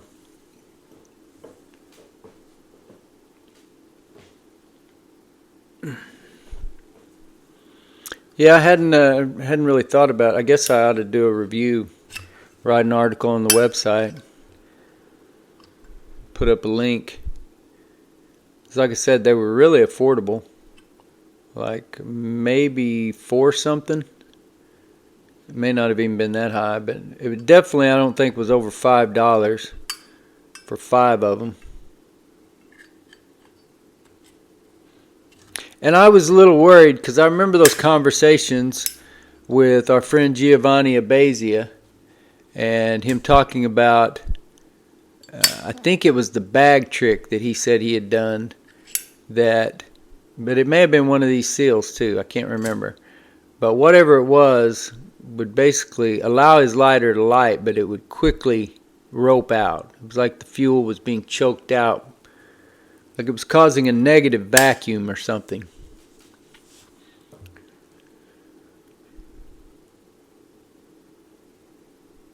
Well, I've got a little bit of experience, Mark. I spent 25 years with the U.S. Postal Service, and I've seen things packaged insufficiently and be damaged. You know, sometimes you get lucky. But when I'm selling something, which I pretty much package everything like I have sold it, just because I've got all the materials here, why not protect it as I should? But just like the box, you know, I don't want to put any undue pressure on that box. It's not the most sturdy product box for that Dunhill lighter. So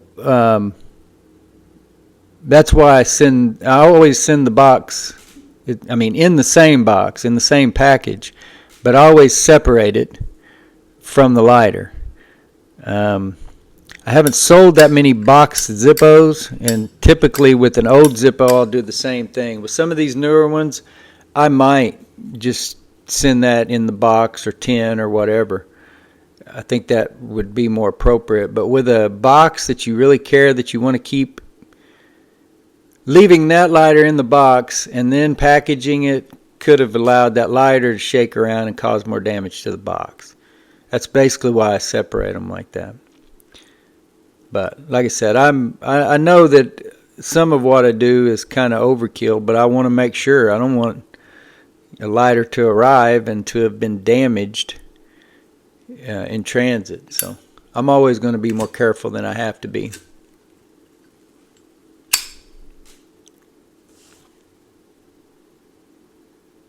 And I apologize. I only had the one empty fuel can to send you. I assume you're still, I forget however many you said you wanted, but I'll send you what I have as I empty them. I got another 2 or 3 around here. And you might put that out on the DependableFlame.com Facebook group if anybody else has got empty 12-ounce Ronsonol bottles that you'd appreciate them sending you to them. I go through quite a bit of fuel, but a can like that will last a good while. But that it's pretty low. It's only got about that much in it now. And the other one I have in there, I'm not sure. It's not completely full.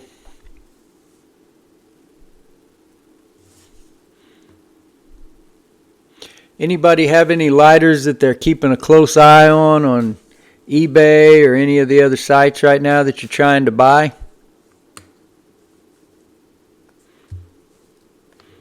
I had one that I forgot about on Monday night.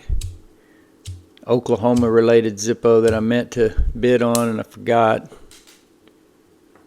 It happens. This lighter's looking more and more reliable. And this Del Mar, which seemed really reliable yesterday, is acting like it doesn't want to light at all.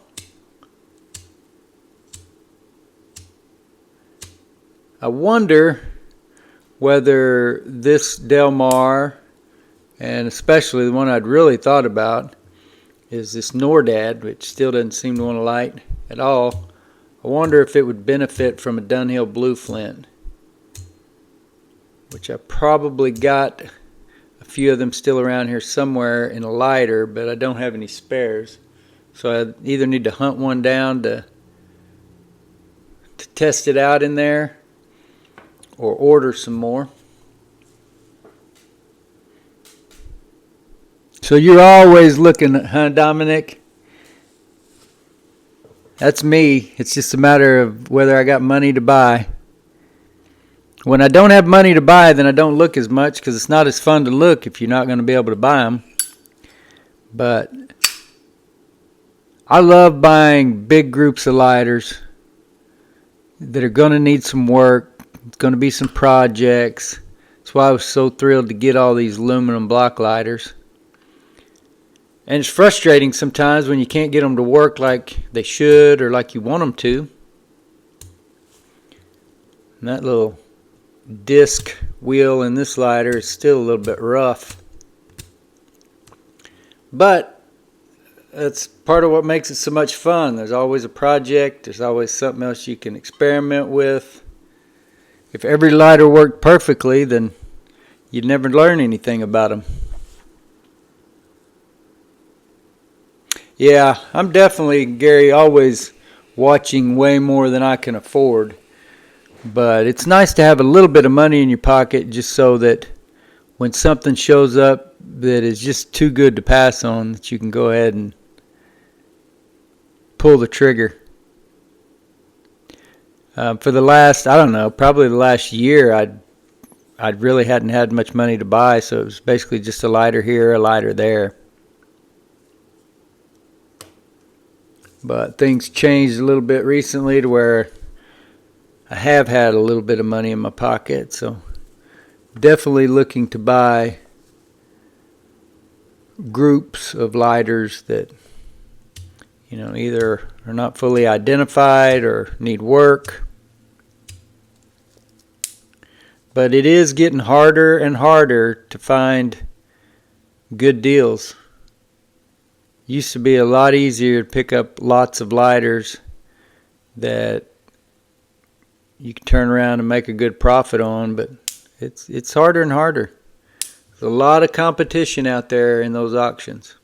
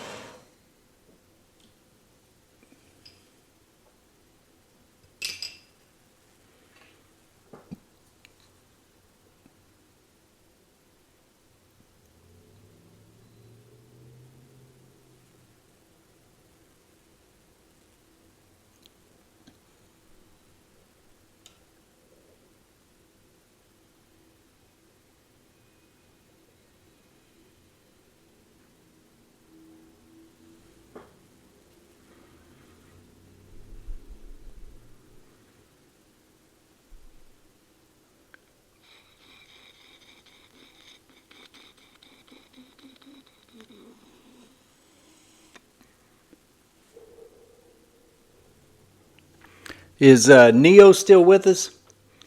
I'd like to talk more about what kind of butane lighters you repair if you're still with us. Excuse me. Okay, like flip top lighters.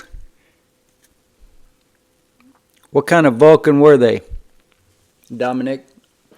I know I've had some flip top type lighters that were branded Vulcan, made in Japan, that were like military presentation lighters. But yeah, you can typically, you know, well, few years ago, it seemed like a lot of those Japanese-made flip-top military presentation lighters, they went for close to nothing. Nowadays, it seems like everything goes for a premium. But yeah, you can definitely find a deal on those type of lighters a lot easier than you can a Zippo. But again, it seems like there's competition for all of them.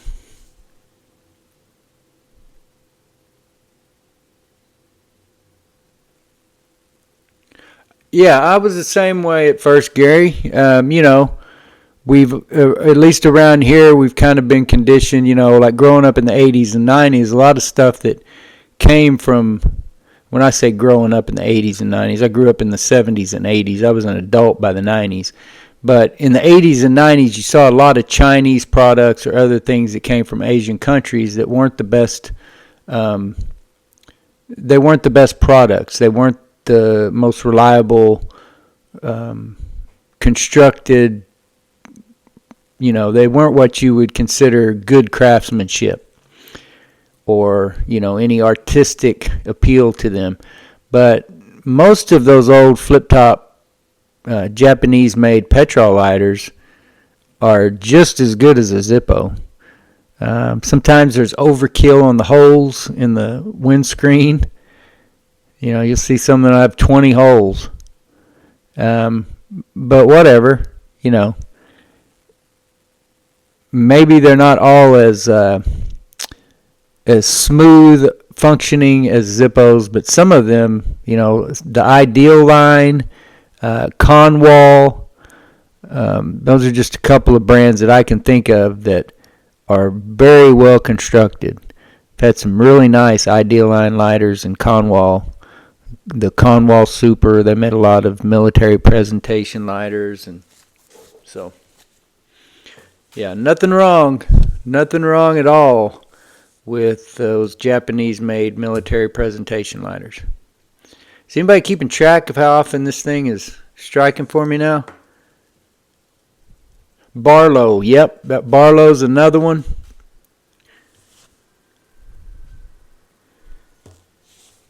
Yeah, both you guys, Gary and Dominic, it's one thing, and I get it if you're a Zippo guy, if it really is about the company, I get that it's an iconic American brand and all that. But when you look at a bunch of lighters being presented or being displayed, whether you're putting them on little stands on a shelf somewhere or you're just lining them up, whatever, most people are not going to know the difference in a Zippo or a Conwall or a Barlow or an Ideal line or a Continental or whatever it is. So, I'm not saying you should be trying to pass one off as the other or anything like that. And I'm not trying to say that, those Japanese-made lighters should be just as valuable as a Zippo. But I am saying that they display just as well. And,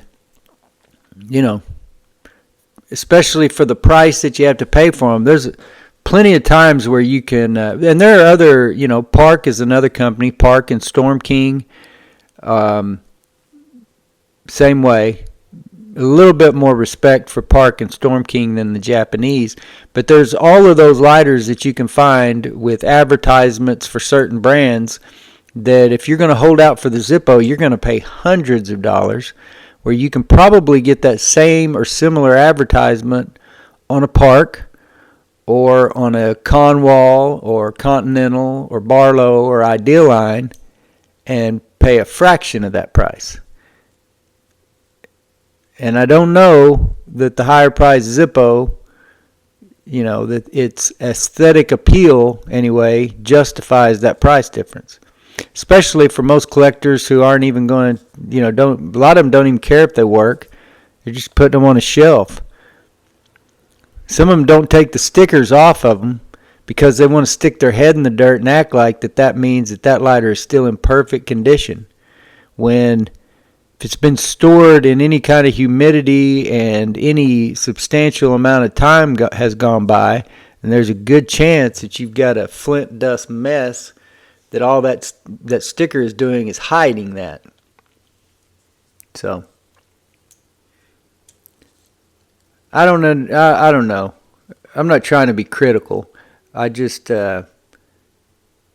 there are those hardcore Zippo people that don't even want to talk about any other brand of lighter, and they seem to be like they're the same ones that think that orange or red sticker still means that the lighter's in perfect condition.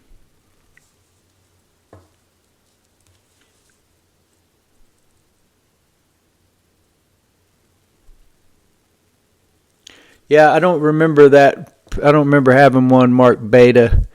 And, you know, sometimes you see one and it's weird, like they'll have phone numbers, you know, and it makes you wonder. Some of those I think were made later. But specifically, most of those that are marked Japan or, you know, like we've been talking about, Idealine, Barlow, Continental, whatever, that were made in Japan. I think that the vast majority of those were made in like the 50s, 60s, maybe even 70s. I think Park went into the early 70s. I don't know how late they went into the 70s.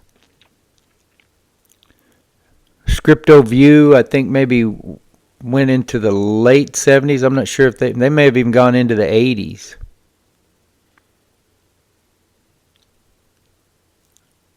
But Zippo's really the only one that survived.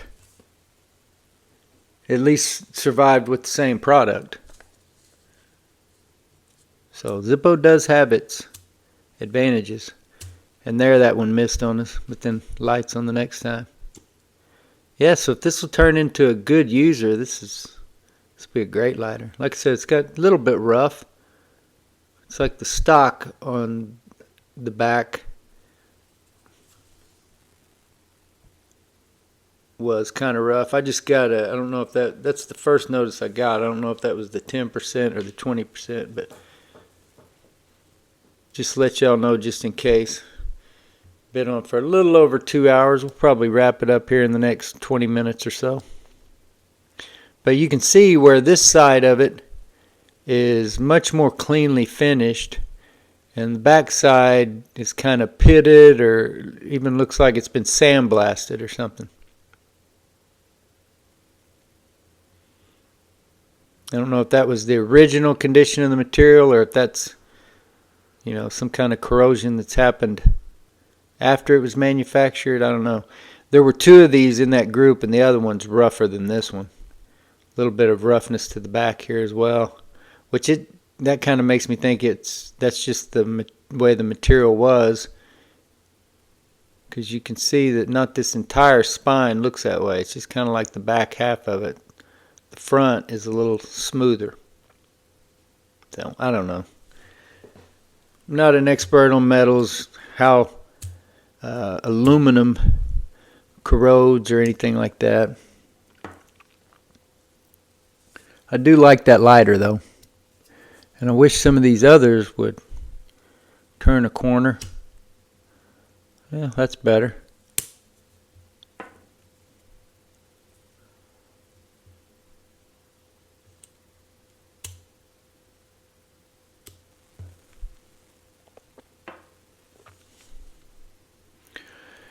So I'd actually thought about, and I guess I just kind of forgot about it. But maybe next week I will try to have a project. I've got so many lighters in there that need to be rewicked or have the flint tube cleared out of them. So maybe we'll find one that definitely has a clogged flint tube and a sorry looking wick, and we'll plan on just doing those projects here live on the stream. And if anybody ever has a suggestion for a repair demonstration or some kind of project to do on the stream, let me know. I'm glad to consider all those, and if I have the lighter to work on, then we'll see what we can do. But I appreciate all of you joining us today.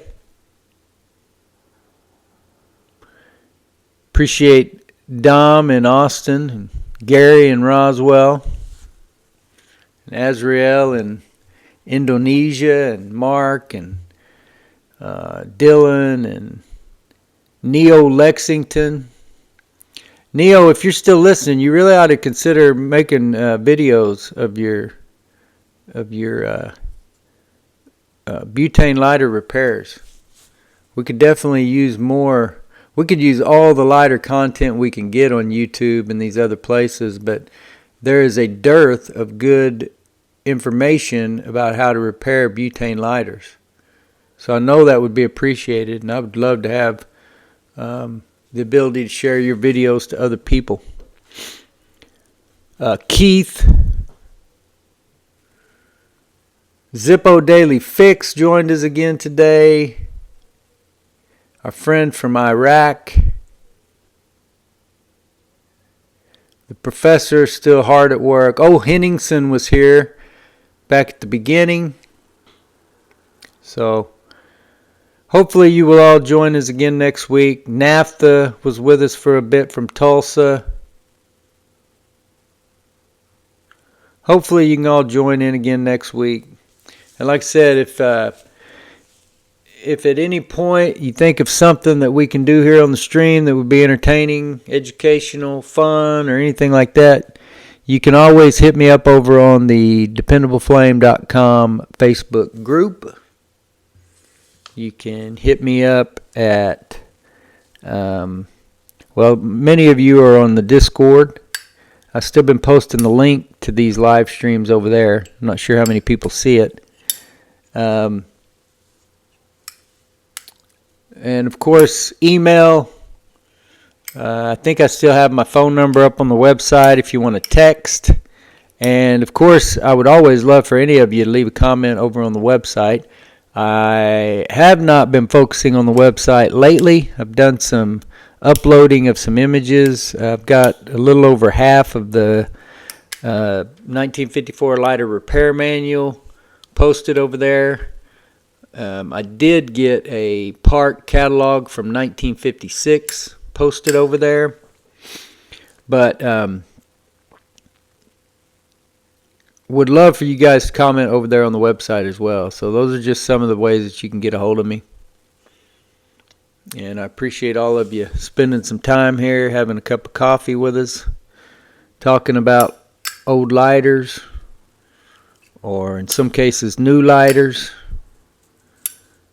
and some of the nuances of how we get them to work the way we want them to, and some of the frustrations of how that doesn't always happen.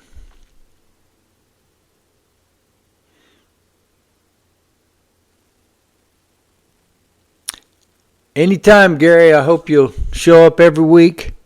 And like I said, there's that DependableFlame.com Facebook group. I didn't really have any idea when I created the DependableFlame.com Facebook page and the group that accompanied it. I didn't really think much about the difference or why you would have two different ones. It seemed like most people would, if joined one, would join the other.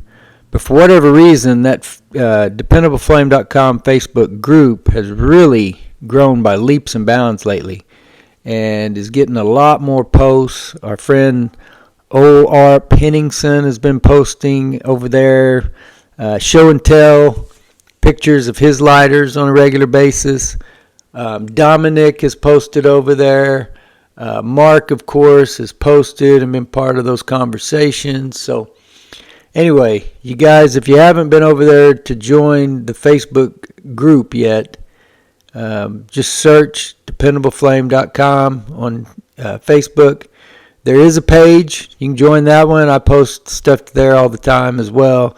But the group is really a great place for community and to, if you got some lighters you might want to trade, if you got something you're looking for, if you just want to show off your lighters, share a video that you posted on Instagram or TikTok or whatever, or maybe even just a video that you found on TikTok or Instagram or YouTube or whatever. That's a great place to do it, and kind of an extension and an offshoot of this live stream and the YouTube channel. So I appreciate all of you guys, and hope that you'll all join us again next week. Until next time.